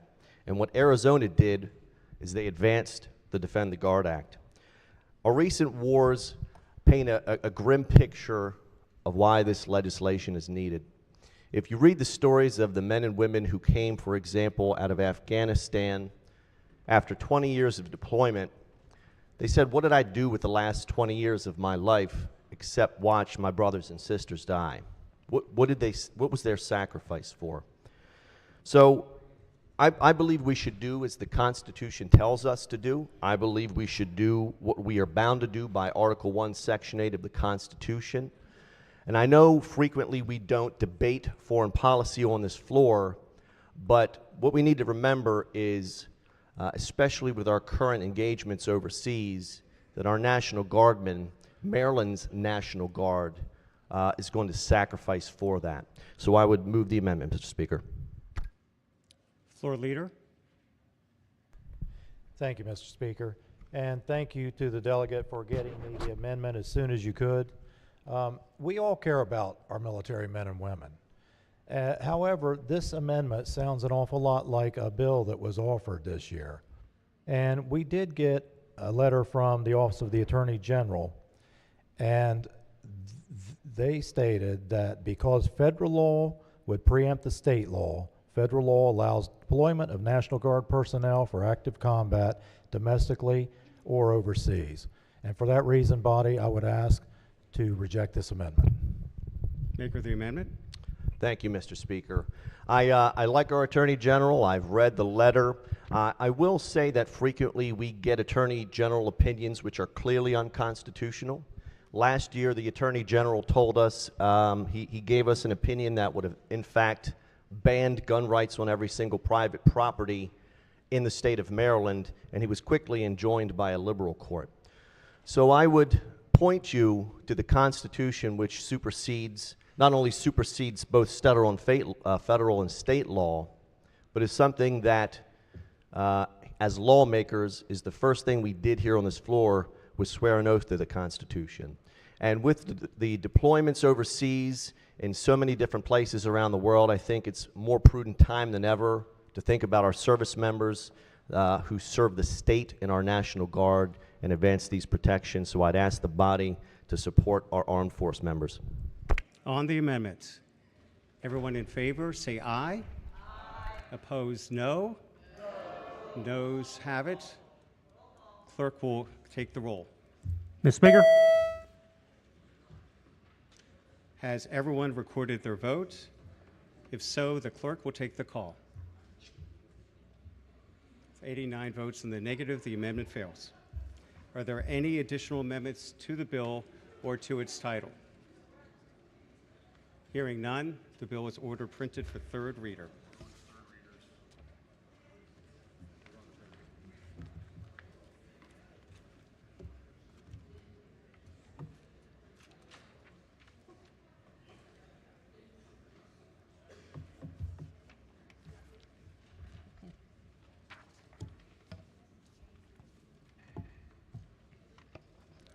Quorum call. Ms. Speaker? Has everyone recorded their presence? If so, the clerk will take the call. There being 125 members present, the House is still in session. Calendar of third reading, House Bills number 58. The clerk will read the first bill. House of 566, Commission on State and Local Government Real Property Bearing Confederate Names. House Bill 566 is on third reading and final passage. Is there any debate? If not, the clerk will call the roll. Ms. Speaker? Has everyone recorded their vote? Does anyone care to change their vote? If not, the clerk will take the call. There being 102 votes in the affirmative, House Bill 566, having received a constitutional majority, is declared passed. The clerk will read the next bill. House of 599, Maryland Community Investment Corporation Establishment Housing and Community Development Financing Act of 2024. House Bill 599 is on third reading and final passage. Is there any debate? If not, the clerk will call the roll. Ms. Speaker? Has everyone recorded their vote? Does anyone care to change their vote? If not, the clerk will take the call. There being 114 votes in the affirmative, House Bill 599, having received a constitutional majority, is declared passed. The clerk will read the next bill. Also 785, Freedom to Read Act. House Bill 785 is on third reading and final passage and is an emergency bill. Is there any debate? Mr. Speaker. Recognizing the gentlelady from Baltimore County. Thank you, Mr. Speaker. We had some debate on this. We had an amendment that would have definitely allowed me to vote for this bill, but there are too many books in our school libraries that don't belong there, and the moms that are trying to get them out of those libraries are not being successful. And so I'd just like to tell you about a few of them, to tell you why we don't have enough protections for our kids. This book is about a 15-year-old girl. This is written, the book that we talked about a couple days ago, books that we talked about were cartoon books. They call them graphic novels, but they're cartoons. This is a more traditional book, you know, with words and not really no pictures at all. And this is about a 15-year-old girl. And I can't read it to you because it's so terribly graphic. It starts out, I'm 15 and I'm about to make out with one of the most popular seniors in school. And then it goes on to talk about how she was gang raped. And it describes it in detail.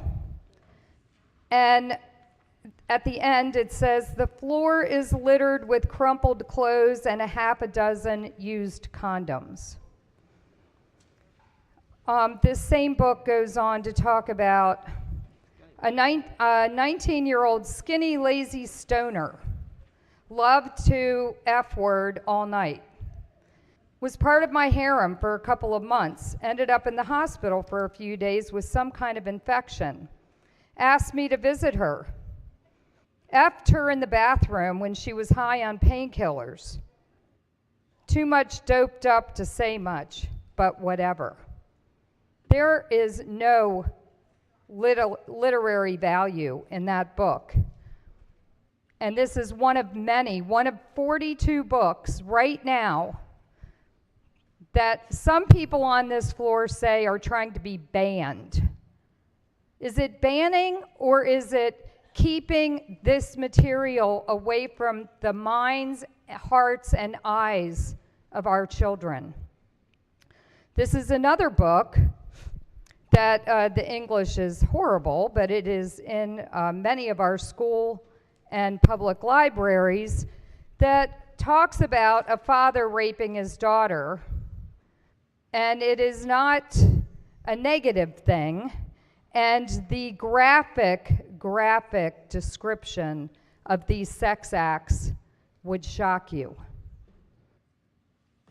Finally, there's a third book that goes on and talks about, he kicked me, I curled into a ball, I want a sex act. He held his word of a private parts in his hand. I've never done it before, I said, I'm a virgin. And this book goes on to describe in graphic detail a sex act between a young boy and a young girl.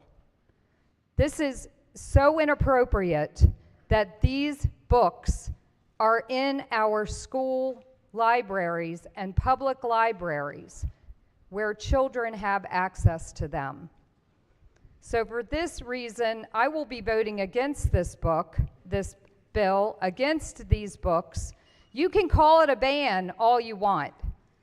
I call it common sense. We don't put Playboy in school libraries, and this smut doesn't belong in there either. I urge a red vote. Gentlelady from Montgomery. Thank you, Mr. Speaker. I rise today, I guess, to raise the elephant in the room, that it's the year 2024, and nearly every teenager in our state has a smartphone. And it's not just teenagers. My son's in the 3rd grade, and he's told me that several kids in his class have their own phone. I don't think it takes much stretch of the imagination for us to think about what kids are doing on their phones. And in fact, studies and surveys show that 3/4 of teenagers who are aged 13 to 17 have watched pornography on the internet. And I'm not using pornography as in my own moral decision on this, but we're talking about pornography that meets the legal definition for illicit sex and obscene material. And 3/4 of teenagers have sought this material out on the internet. I'm not defending that. I think it's horrible. I think it's horrible that our kids are getting exposed to content that is not going to help them to grow up to have healthy sexual relationships. But unfortunately, 3/4 of teenagers are already watching pornography on the internet. This is not the 1950s when a teen or preteen who's curious about sex had very limited options about where to get information, where they might turn to a parent or a friend or an older sibling or maybe a book or a magazine to look for this information. We live in a day today, unfortunately, where kids can find anything they want on the internet. And unfortunately, parents are not stepping up to protect their kids from this content. 2/3 of teens say that their parents have no parent content filters or parental controls set on their internet access. So most teens, unfortunately, are growing up in a way where they can find anything on the internet. Again, this is horrible. We have to do better as policymakers, but the answer is not to ban books. I am the parent of a public school student. My son is biracial. We are very proud in our family of our diverse family, and I've consistently sought out books as a parent to show my son just how proud we are of our diverse heritage and how proud we are to live in such a diverse country and such a diverse state. But unfortunately, the books that are getting targeted in our schools and our libraries are often about race. They are often about people or characters who are not heterosexual. It's important for everyone to have access to information. These are about our basic First Amendment rights. And Mr. Speaker, I'm going to be proudly voting green for this bill today in defense of our First Amendment rights and to ensure that kids like my son continue to find books in the library that reflect who he is. Thank you. Gentleman from the Eastern Shore. Thank you, Mr. Speaker. May I remind the body that there's a bill that we just recently voted on about banning porn on the internet. So while we vote on this bill, we're okay with banning it on our cell phones, but we're not okay with taking it out of our schools. Thank you. I'll be voting no. Gentlelady from Harford County. Thank you, Mr. Speaker. I'm like beside myself with the argument that some parents aren't blocking filthy things on the internet for their teenagers, and so we should allow the same stuff into our schools. That's the argument? That's the argument? Are you kidding me? My 17-year-old doesn't even have social media. Get with it. Get with it. This is embarrassing. We as a body are allowed to say, parents, sometimes you do a crap job, but at school, we're going to do the best we can, and our children are not going to be looking or reading about not just pornography, but disgusting actions that are not healthy. The book I read to you guys the other day depicts pedophilia. If a child finds that in a school library, the message we send to the child is we, you all right here, approved of this message. It is nothing like a child sneaking onto the internet and looking at something inappropriate, nothing even remotely similar to that. It is us co-signing the appropriateness of what is showing up in that book, and what is showing up in that book is an image of a grown man caressing the erection of a child. So, please find a better argument and stand up for these children before something really, really horrible happens to them, and there's 50 more books written by people who were predated as children. Because who do you think is writing these books? People that had happy childhoods? These are memoirs. No, these are people who were molested in our country. Give me a break. Mr. Speaker. Gentlelady from Montgomery County. Thank you, Mr. Speaker. I'm voting green on this bill because I'm also the parent of a public school student, and she happens to be a very voracious reader. Since 2 weeks old, we read to her, and now she reads every night, either to herself, either to one of us, or we read to her. I'm also the daughter, or a granddaughter, of a Ghanaian mother who didn't learn to read until she raised 6 children. Because when she was a child, she wasn't allowed the opportunity, because of her parents' decision, to read. So this bill is protecting my child and every child in the state of Maryland to make sure they even have the ability to read. For goodness sakes, it's called the Freedom to Read Act. This is about the fundamental need to teach our children in Maryland to read, to learn the diversity of our residents in Maryland, to understand the different cultures of this state.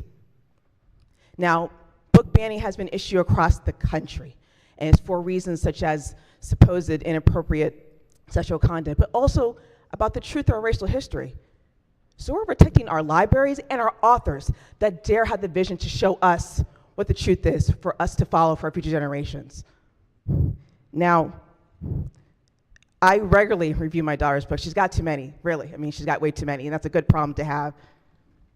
But the Freedom to Read Act provides an appropriate level of local control of book selection and review processes in our libraries and protects our children from unnecessary, unconstitutional, unjust censorship. So I'm voting green today. Thank you. Chairman from Charles County. I apologize for getting up on a bill that's not my committee, but one of my colleagues said something. I guess it did strike a nerve. I wrote a book about, in 2013, and it was a very graphic book. It's called 10,000 Hells. You know who I wrote it for? Not for none of y'all, but for kids. Because of what I went through, because one thing I know is they feel alone. The worst thing you can be when you're abused is alone. And that doesn't make me a predator, because I was asked by a child to write that book because she heard my story, and it's messed up, but this is the country we live in. I don't know if it's on any shelves. I don't care. I've never advertised it because it's not my proudest moment, but I didn't write it for that. I wrote it because I didn't want these little kids to feel alone.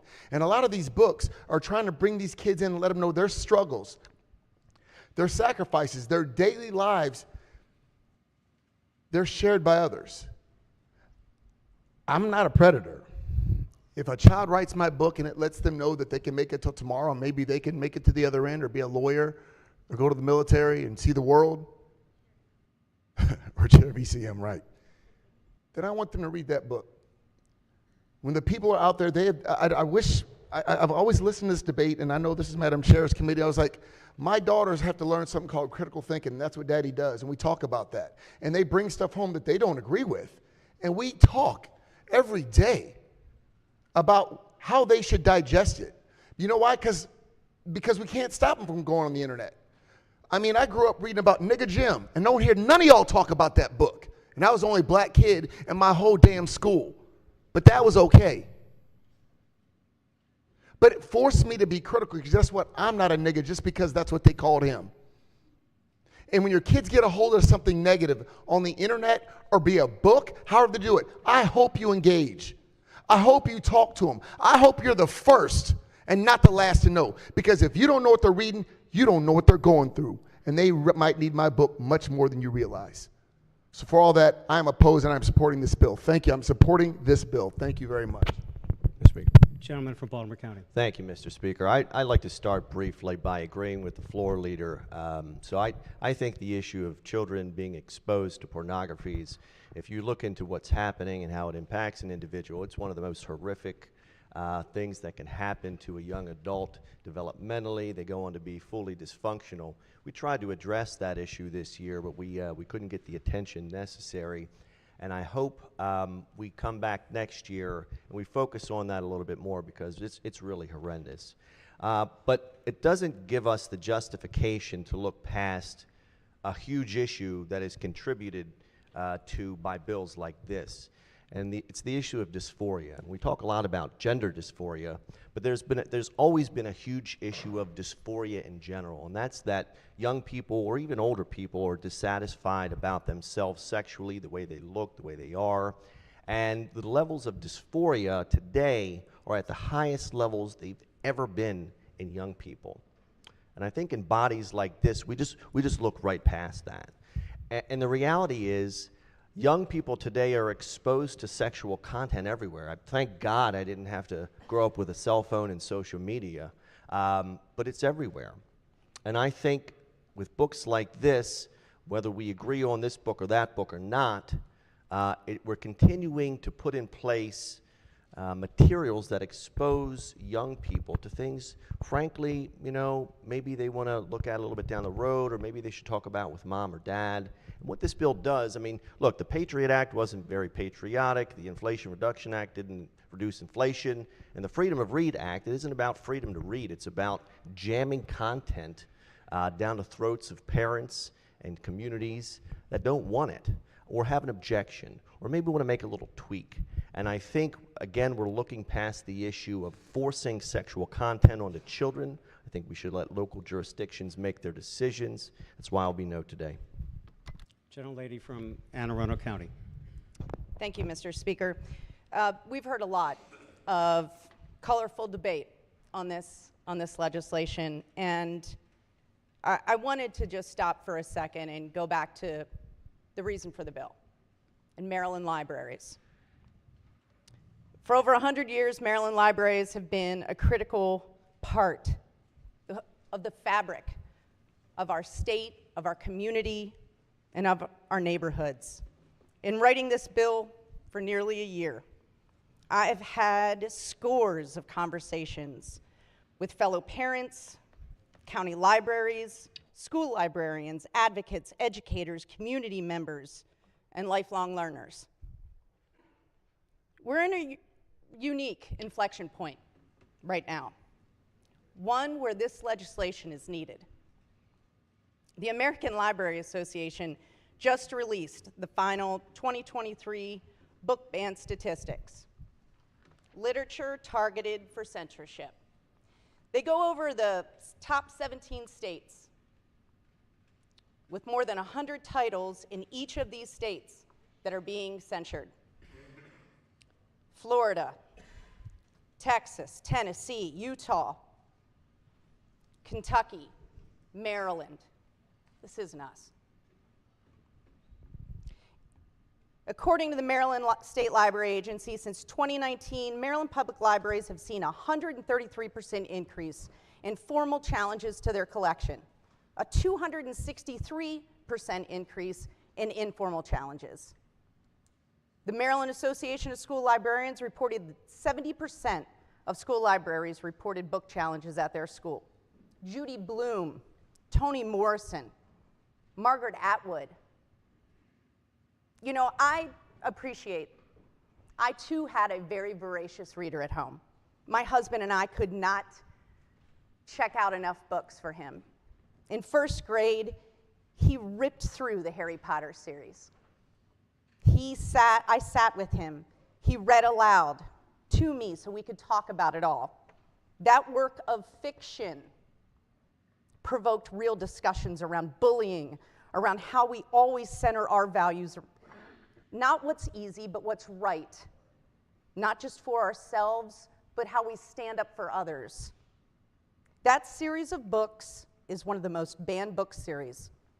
The first book is one of the most banned books of the 21st century. It is my parental choice what I read with my son. Libraries and librarians are also under attack, and that's what this bill covers as well. The amount of librarians who are afraid. Something that wasn't mentioned the other day was the role that the libraries have always played in our community and is at the mission, the center of what they do. As a family, we spent hundreds of hours at the library, Eastport Annapolis Neck, the Michael E. Bush Library. All of those hundreds of hours, it was always equity. The librarians, no matter who walked in those doors, whether they drove a car, they walked for blocks, can you help me with the internet? I don't have it at home. Can you help me file my taxes? I don't know how. And in Anne Arundel County, someone can say I'm a proud gun owner. I have a gun, and I would like a lock to keep it safe at my home. And the librarian said, I'm here to help. And they always did. The library serves all people, and I'm so proud of those who have come to me, who have helped us with this legislation.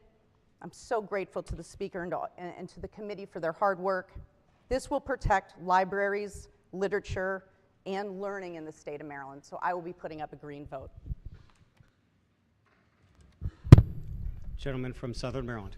Thank you, Mr. Speaker. The Freedom to Read Act. This looks like a bill that we should all support, right? Everyone loves freedom. Why wouldn't everyone support this bill? But then you have to ask yourself, well, the First Amendment has been around for 236 years. So why do we need this bill today? And the truth is, we need this bill today. This bill is being pushed on us because one county in the state, their Board of Education, we're not talking about for grown-ups, for adults, we're talking about the Board of Education in Carroll County, probably the best Board of Education in the state, had the nerve to challenge the status quo of sexually explicit materials in the library. They set up a whole process for book reviews. And guess what? They banned some. I guess the real word should be restricted. because they didn't take it away from adults, and they made it age appropriate, which is overwhelmingly what our constituents want. Age appropriate material in front of our students. Now, there was a long-term delegate that served from Carroll County. I had the pleasure of serving with her for years. And she used to always ask this question when a bill came up. What problem are you trying to solve? Well, the problem that you're trying to solve with this bill is putting sexual explicit material back in front of our children. In front of our children. Why would we want to do that? We are the adults in the room. Now, I really want to thank the good lady from Baltimore County and the other one from Hartford County that read that material on the floor. Because what I saw yesterday was a bunch of people from the ruling party running over because they didn't necessarily believe it. But that is what's going on in our schools. That is what's in front of your kids. And it's not right.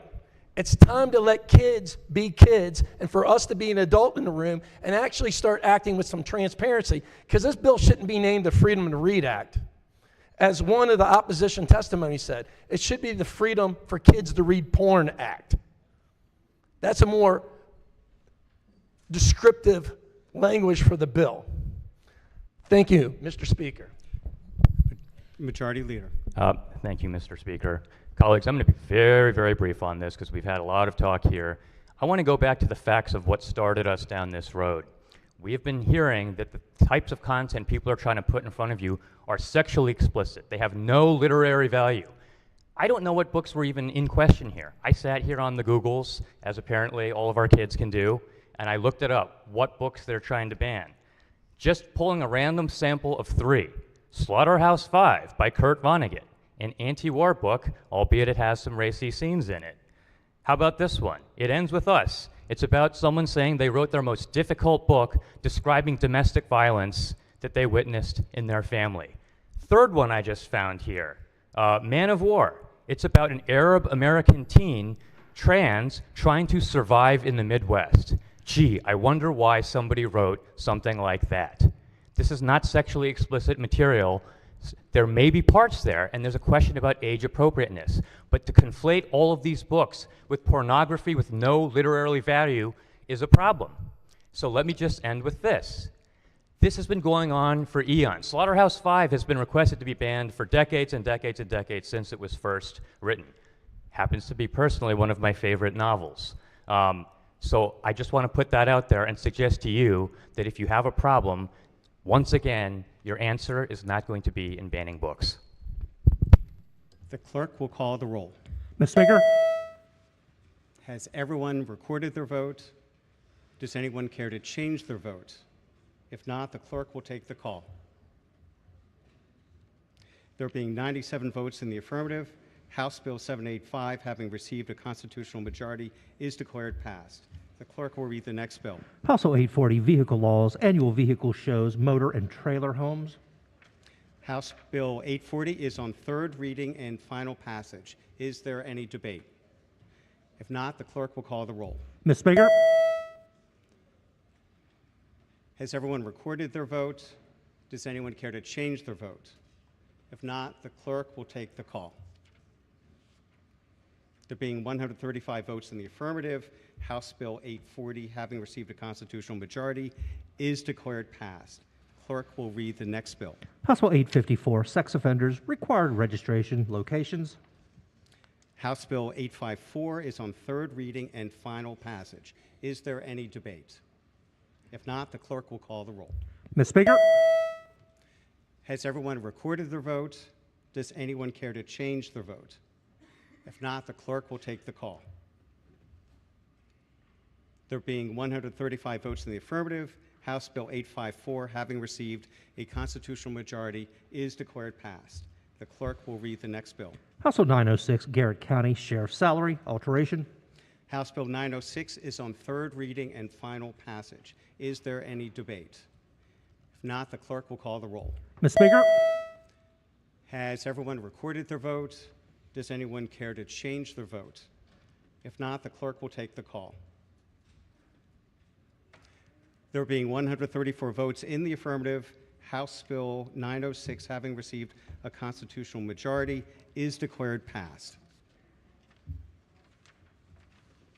Calendar of third reading House Bills number 64. Mr. Speaker, I'd like to be recorded. Sorry, Mr. Speaker, I'd like to be recorded in the red, in the green on 566, please. Recorded in the green on 566.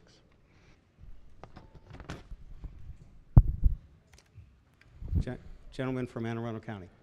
Mr. Speaker, I'd like to be recorded in the green on 785. Any other vote changes? The clerk will read the first bill. House Bill 2, Property Taxes, Authority of Counties to Establish a Subclass and Set a Special Rate for Vacant and Abandoned Property. House Bill 2 is on third reading and final passage. Is there any debate? If not, the clerk will call the roll. Ms. Speaker? Has everyone recorded their vote? Does anyone care to change their vote? If not, the clerk will take the call.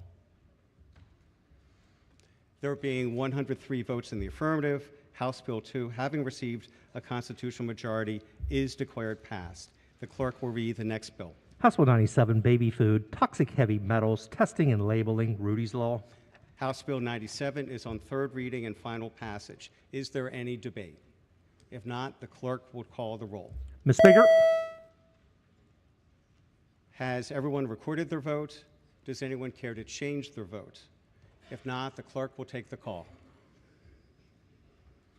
There being 134 votes in the affirmative, House Bill 97, having received a constitutional majority, is declared passed. The clerk will read the next bill. House Bill 108, Baltimore County Board of Education, Non-Student Member Compensation and Student Member Scholarships, alterations. House Bill 108 is on third reading and final passage. Is there any debate? If not, the clerk will call the roll. Ms. Speaker? Has everyone recorded their vote? Does anyone care to change their vote? If not, the clerk will take the call. There being 128 votes in the affirmative, House Bill 108, having received a constitutional majority, is declared passed. The clerk will read the next bill. House Bill 147, Tobacco Tax Stamp Refunds Lost Due to Theft. House Bill 147 is on third reading and final passage. Is there any debate? If not, the clerk will call the roll. Ms. Speaker? Has everyone recorded their vote? Does anyone care to change their vote? If not, the clerk will take the call. There being 134 votes in the affirmative, House Bill 147, having received a constitutional majority, is declared passed. The clerk will read the next bill. House Bill 151, Charles County Board of Education, Vacancy Procedures, Timing and Video Streaming and Archiving. House Bill 151 is on third reading and final passage. Is there any debate? If not, the clerk will call the roll. Ms. Speaker? Has everyone recorded their vote? Does anyone care to change their vote? If not, the clerk will take the call. There being 135 votes in the affirmative, House Bill 151, having received a constitutional majority, is declared passed. The clerk will read the next bill. House Bill 321, Criminal Law, Crimes of Malicious or Fraudulent Burning, Prohibitions and Penalties. House Bill 321 is on third reading and final passage. Is there any debate? If not, the clerk will call the roll. Ms. Speaker? Has everyone recorded their vote? Does anyone care to change their vote? If not, the clerk will take the call. There being 135 votes in the affirmative, House Bill 321, having received a constitutional majority, is declared passed. Calendar of third reading House Bills number 65. The clerk will read the first bill. House Bill 485, Public Health, Prohibition on Transfer of Human Immunodeficiency Virus, repeal. House Bill 485 is on third reading and final passage. Is there any debate? If not, the clerk will call the roll. Ms. Speaker? Has everyone recorded their vote? Does anyone care to change their vote? If not, the clerk will take the call. There being 98 votes in the affirmative, House Bill 485, having received a constitutional majority, is declared passed. The clerk will read the next bill. House Bill 495, Education, Baltimore County School Board Nominating Commission, Publishing and Meetings Requirements. House Bill 495 is on third reading and final passage. Is there any debate? If not, the clerk will call the roll. Mr. Speaker, Has everyone recorded their vote? Does anyone care to change their vote? If not, the clerk will take the call. There being 127 votes in the affirmative, House Bill 495, having received a constitutional majority, is declared passed. The clerk will read the next bill. House Bill 542, Department of Human Services, Children in Foster Care, Luggage. House Bill 542 is on third reading and final passage. Is there any debate? If not, the clerk will call the roll. Mr. Speaker, Has everyone recorded their vote? Does anyone care to change their vote? If not, the clerk will take the call. There being 134 votes in the affirmative, House Bill 542, having received a constitutional majority, is declared passed. The clerk will read the next bill. House Bill 1332, Department of Public Safety and Correctional Services, Study on Location of Individuals Prior to and Following Incarceration. House Bill 1332 is on third reading and final passage. Is there any debate? If not, the clerk will call the roll. Mr. Speaker, Has everyone recorded their vote? Does anyone care to change their vote? If not, the clerk will take the call. There being 134 votes in the affirmative, House Bill 1332, having received a constitutional majority, is declared passed. The clerk will read the next bill. House Bill 1356, Candidates for Village Board of Columbia Council in a Village of Columbia, Reports of Donations and Disbursements. House Bill 1356 is on third reading and final passage. Is there any debate? If not, the clerk will call the roll. Mr. Speaker, Has everyone recorded their vote? Does anyone care to change their vote? If not, the clerk will take the call. There being 133 votes in the affirmative, House Bill 1356, having received a constitutional majority, is declared passed. The clerk will read the next bill. House Bill 1357, Howard County, Payment in lieu of Taxes Agreements, Moderate Income Housing. House Bill 1357 is on third reading and final passage. Is there any debate? If not, the clerk will call the roll. Mr. Speaker, Has everyone recorded their vote? Does anyone care to change their vote? If not, the clerk will take the call.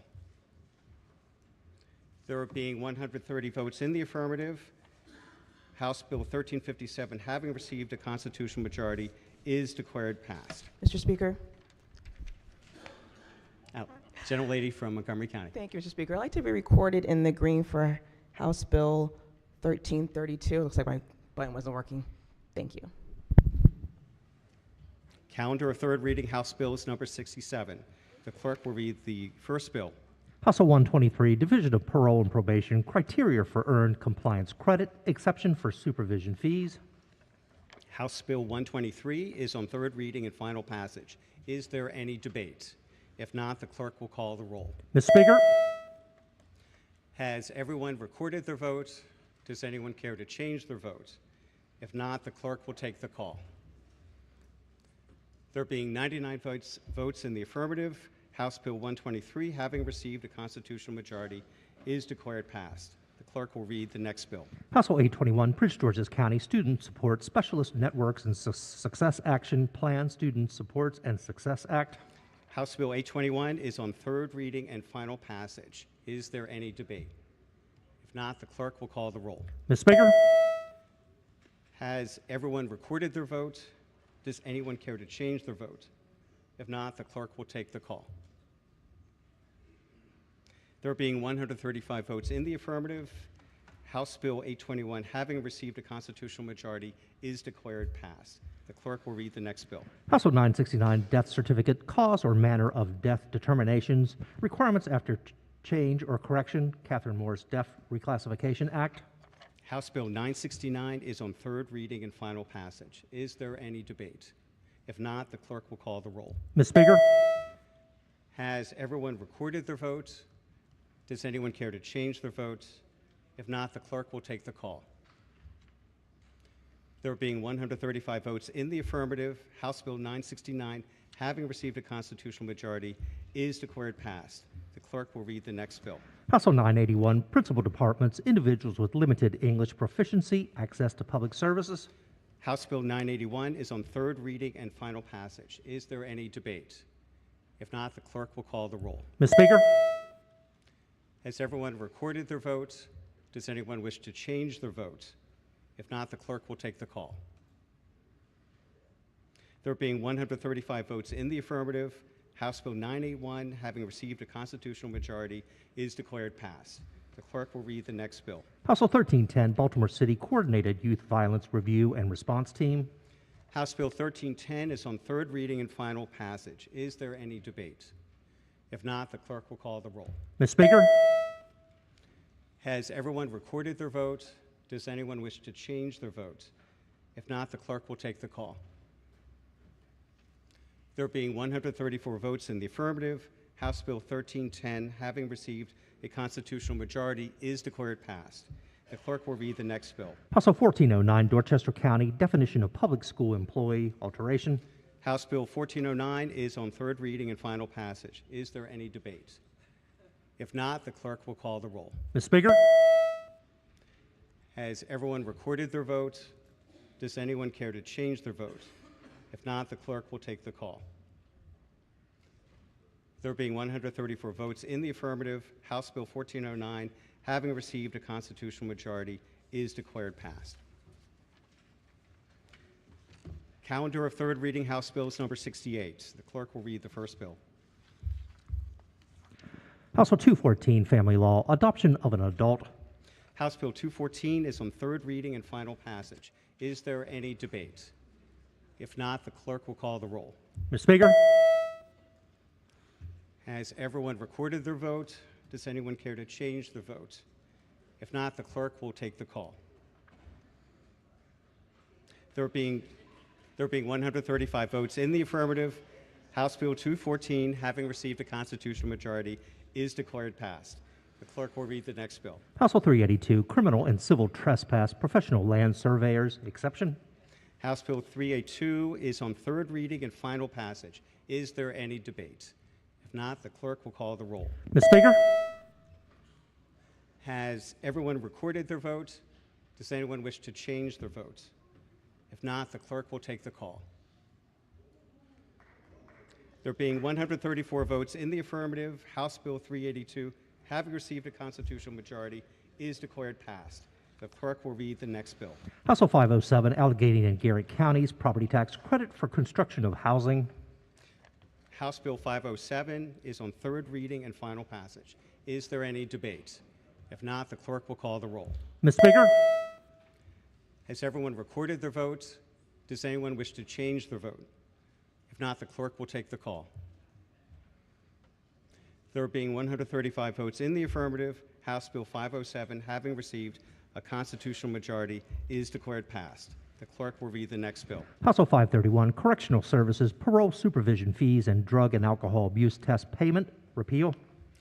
House Bill 531 is on third reading and final passage. Is there any debate? If not, the clerk will call the roll. Ms. Speaker? Has everyone recorded their vote? Does anyone care to change their vote? If not, the clerk will take the call. There being 111 votes in the affirmative, House Bill 531, having received a constitutional majority, is declared passed. The clerk will read the next bill. House Bill 740, Frederick County Property Tax Credit for Property Located in Historic District Alterations. House Bill 740 is on third reading and final passage. Is there any debate? If not, the clerk will call the roll. Ms. Speaker? Has everyone recorded their vote? Does anyone care to change their vote? If not, the clerk will take the call. There being 135 votes in the affirmative, House Bill 740, having received a constitutional majority, is declared passed. The clerk will read the next bill. House Bill 765, Property Tax Credit for Hotel or Residential Development Projects. House Bill 765 is on third reading and final passage. Is there any debate? If not, the clerk will call the roll. Ms. Speaker? Has everyone recorded their vote? Does anyone wish to change the vote? If not, the clerk will take the call. There being 122 votes in the affirmative, House Bill 765, having received a constitutional majority, is declared passed. The clerk will read the next bill. House Bill 945, Education Initial Teacher Certification Requirements. House Bill 945 is on third reading and final passage. Is there any debate? If not, the clerk will call the roll. Ms. Speaker? Has everyone recorded their vote? Does anyone care to change their vote? If not, the clerk will take the call. There being 135 votes in the affirmative, House Bill 945, having received a constitutional majority, is declared passed. Mr. Speaker. Mr. Speaker. Yes, recommend the delegate from Cecil County. Thank you, Mr. Speaker. HB 382 in the yay. Delegate from Carroll County. Thank you, Mr. Speaker. House Bill 531 to no, please. Any other vote changes? Mr. Speaker. Yes, delegate from the Eastern Shore with the blue tie. It's a very nice tie. Need to change my vote on House Bill 531 to red. Delegate from the Eastern Shore and the orange blue tie. Yeah. House Bill House 765. Bill 531 to red. I'm sorry. Yes, why don't you go ahead and I'll call on the other delegate. So, yes. 531 to red. Delegate. House Bill 765 to red. Thank you. Delegate from Baltimore County. Thank you, Mr. Speaker. I want to make sure I was in the green for 542. Thank you. Delegate from Anne Arundel County. Thank you, Mr. Speaker. House Bill 97 in the green, please. Thank you. Any other vote changes? Calendar of third reading, House Bills number 69. The clerk will read the first bill. House Bill 282, Speed Monitoring Systems, Agency Statements and Certificates of Violations. House Bill 282 is on third reading and final passage. Is there any debate? If not, the clerk will call the roll. Ms. Speaker? Has everyone recorded their vote? Does anyone wish to change their vote? If not, the clerk will take the call. There being 98 votes in the affirmative, House Bill 282, having received a constitutional majority, is declared passed. The clerk will read the next bill. House Bill 306, Prince George's County Economic Development Work Group on Independent Innovation in Prince George's County Establishment. House Bill 306 is on third reading and final passage. Is there any debate? If not, the clerk will call the roll. Ms. Speaker? Has everyone recorded their vote? Does anyone wish to change their vote? If not, the clerk will take the call. There being 135 votes in the affirmative, House Bill 306, having received a constitutional majority, is declared passed. The clerk will read the next bill. House Bill 1064, Income Tax Subtraction Modification, Death Benefits, Law Enforcement Officers and Firefighters. House Bill 1064 is on third reading and final passage. Is there any debate? If not, the clerk will call the roll. Mr. Speaker? Has everyone recorded their vote? Does anyone wish to change their vote? If not, the clerk will take the call. There being 135 votes in the affirmative, House Bill 1064, having received a constitutional majority, is declared passed. The clerk will read the next bill. House Bill 1083, Alcoholic Beverages Class 4 Limited Winery License, Requirements and Authorizations. House Bill 1083 is on third reading and final passage. Is there any debate? If not, the clerk will call the roll. Ms. Speaker? Has everyone recorded their vote? Does anyone wish to change their vote? If not, the clerk will take the call. There being 134 votes in the affirmative, House Bill 1083, having received a constitutional majority, is declared passed. The clerk will read the next bill. House Bill 1189, Public Schools Mathematics Credit College Preparatory Computer Science or Computer Programming Course. House Bill 1189 is on third reading and final passage. Is there any debate? If not, the clerk will call the roll. Ms. Speaker? Has everyone recorded their vote? Does anyone wish to change their vote? If not, the clerk will take the call. There being 135 votes in the affirmative, House Bill 1189, having received a constitutional majority, is declared passed. The clerk will read the next bill. House Bill 1257, Public Schools Restorative Practices Schools Comprehensive Plan. House Bill 1257 is on third reading and final passage. Is there any debate? If not, the clerk will call the roll. Ms. Speaker? Has everyone recorded their vote? Does anyone care to change their vote? If not, the clerk will take the call. There being 129 votes in the affirmative, House Bill 1257, having received a constitutional majority, is declared passed. Calendar of third reading, House Bills number 70. The clerk will read the first bill. House Bill 455, Comptroller Electronic Tax and Fee Return Filing Requirements. House Bill 455 is on third reading and final passage. Is there any debate? If not, the clerk will call the roll. Ms. Speaker? Has everyone recorded their vote? Does anyone care to change their vote? If not, the clerk will take the call. There being 133 votes in the affirmative, House Bill 455, having received a constitutional majority, is declared passed. The clerk will read the next bill. House Bill 565, Correctional Services Investigation of Suspected Homicide Reporting. House Bill 565 is on third reading and final passage. Is there any debate? If not, the clerk will call the roll. Ms. Speaker? Has everyone recorded their vote? Does anyone care to change their vote? If not, the clerk will take the call. There being 135 votes in the affirmative, House Bill 565, having received a constitutional majority, is declared passed. The clerk will read the next bill. House Bill 934, State Board of Physicians, Performance of X-ray Duties Without a License. House Bill 934 is on third reading and final passage. Is there any debate? If not, the clerk will call the roll. Ms. Speaker? Has everyone recorded their vote? Does anyone care to change their vote? If not, the clerk will take the call. There being 133 votes in the affirmative, House Bill 934, having received a constitutional majority, is declared passed. The clerk will read the next bill. House Bill 978, Courts, Maryland Judicial Public Text Messaging System Report. House Bill 978 is on third reading and final passage. Is there any debate? If not, the clerk will call the roll. Ms. Speaker? Has everyone recorded their vote?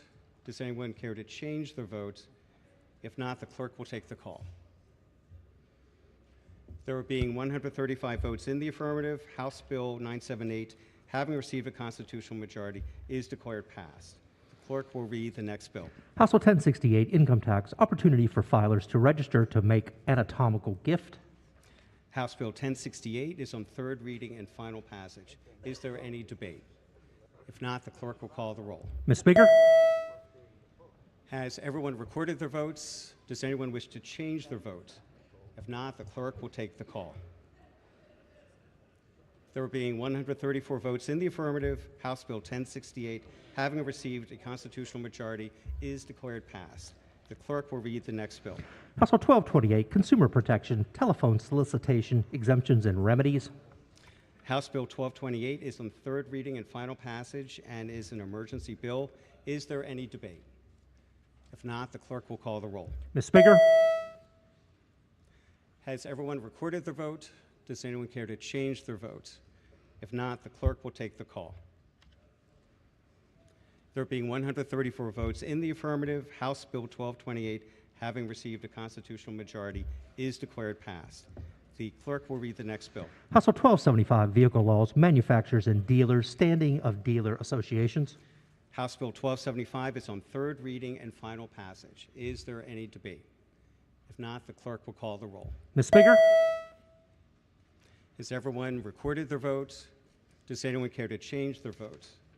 If not, the clerk will take the call.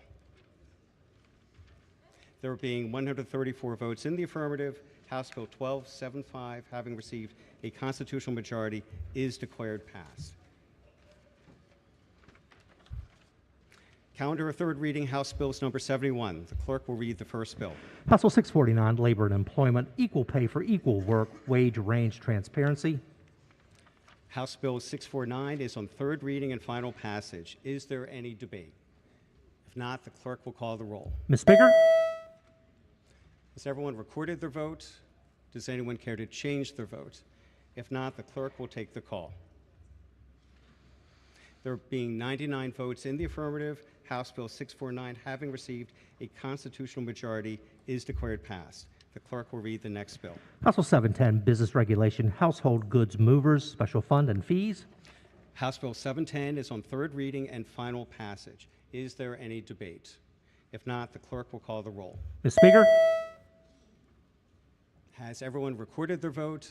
Does anyone wish to change their vote? If not, the clerk will take the call. There being 105 votes in the affirmative, House Bill 710, having received a constitutional majority, is declared passed. The clerk will read the next bill. House Bill 808, alcoholic beverages, retail delivery, local delivery service permit. House Bill 808 is on third reading and final passage. Is there any debate? If not, the clerk will call the roll. Ms. Speaker? Has everyone recorded their votes? Does anyone care to change their vote? If not, the clerk will take the call. There being 100 votes in the affirmative, House Bill 808, having received a constitutional majority, is declared passed. The clerk will read the next bill. House Bill 882, business regulation, sale of motor fuel, pricing signage, gas price clarity act. House Bill 882 is on third reading and final passage. Is there any debate? If not, the clerk will call the roll. Ms. Speaker? Has everyone recorded their vote? Does anyone care to change their vote? If not, the clerk will take the call. There being 120 votes in the affirmative, House Bill 882, having received a constitutional majority, is declared passed. The clerk will read the next bill. Mr. Speaker. Mr. Speaker. Oh, gentlelady from Prince George's. Yes, my button didn't work on House Bill 1275. I'd like to be recorded in the green. Thank you. House Bill 979 is on third reading and final. Oh, I'm sorry. Oh, the clerk will read the next bill. House Bill 979, agriculture, invasive plant species regulation, biodiversity, and the Agricultural Protection Act. House Bill 979 is on third reading and final passage. Is there any debate? If not, the clerk will call the roll. Ms. Speaker? Has everyone recorded their vote? Does anyone care to change their vote? If not, the clerk will take the call. There being 105 votes in the affirmative, House Bill 979, having received a constitutional majority, is declared passed. The clerk will read the next bill. House Bill 1049, consumer protection, automatic renewals. House Bill 1049 is on third reading and final passage. Is there any debate? If not, the clerk will call the roll. Ms. Speaker? Has everyone recorded their vote? Does anyone care to change their vote? If not, the clerk will take the call. There being 126 votes in the affirmative, House Bill 1049, having received a constitutional majority, is declared passed. Mr. Speaker. Gentlelady from Carroll. Thank you, Mr. Speaker. House Bill 710, change to no, please. Any other vote changes? Yeah, Gentlelady from Baltimore County. Thank you, Mr. Speaker. House Bill 1257 to no, please. Any other vote changes? Okay, that ends the work at the desk. Mr. Speaker, I had a vote change. Gentleman from Baltimore County. I have a vote change. HB 531 to nay. That's my All right. first one. Okay, committee announcements, appropriations.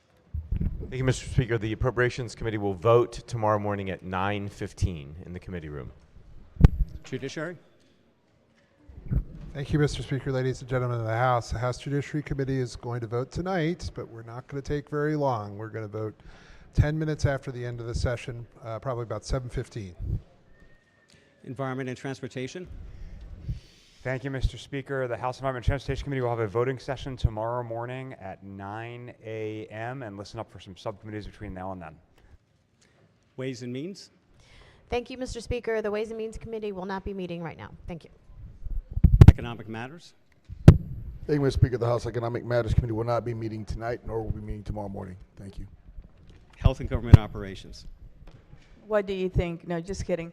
The Health and Government Operations Committee will not be meeting tonight. We will not be meeting tomorrow morning. Thank you.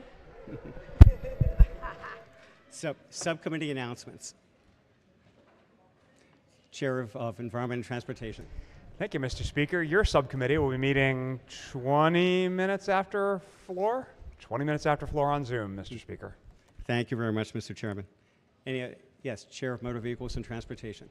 Thank you, Mr. Speaker. Motor Vehicles and Transportation will not be meeting tonight. We are done. Thank you all. Any other subcommittee announcements? Over here. Delegation announcements. Oh, I'm sorry. Yes. Happens all the Chair time. Of, Education Subcommittee. Thank you, Mr. Speaker. Ed Subcommittee, I'm not going to make you come back tonight. listen for caucus announcements. We will meet 20 minutes before the earliest caucus tomorrow, okay? I'll put the time out in the mail once we hear the caucus announcements. Delegation announcements. Yes, Chair of the Baltimore City. Thank you, Mr. Speaker. The Baltimore City House delegation will be meeting in the old House chamber immediately after the floor. Thank you. Any other delegation announcement? Caucus announcements. Chair of the Democratic Caucus. Thank you, Mr. Speaker. Colleagues, the House Democratic Caucus will be meeting tomorrow morning at 9:30 a.m. in the Prince George's County Delegation Room. Thank you. Chair of the Republican Caucus. Thank you, Mr. Speaker. The Republican Caucus will be meeting tomorrow morning at 9:15 in room 145. Personal or guest announcements. Chair of E&T. Thank you, Mr. Speaker. To accommodate my Republican colleagues, the Environment and Transportation Committee will vote at 8:45 a.m. tomorrow. 8:45. Personal or guest announcements. Gentlelady from Charles. Thank you, Mr. Speaker. Each year, the Daily Record recognizes Maryland's top 100 women who are making an impact through leadership, community service, and mentoring. Over 500 women were nominated for this recognition. Colleagues, this year's honorees only included one member from the Maryland General Assembly and holds dual membership in both the Women's Caucus and the Legislative Black Caucus. Permission to use delegates' names. Granted. Thank you. Please join me in congratulating Delegate Shanika Henson, District 30A, as a top 100 women honoree.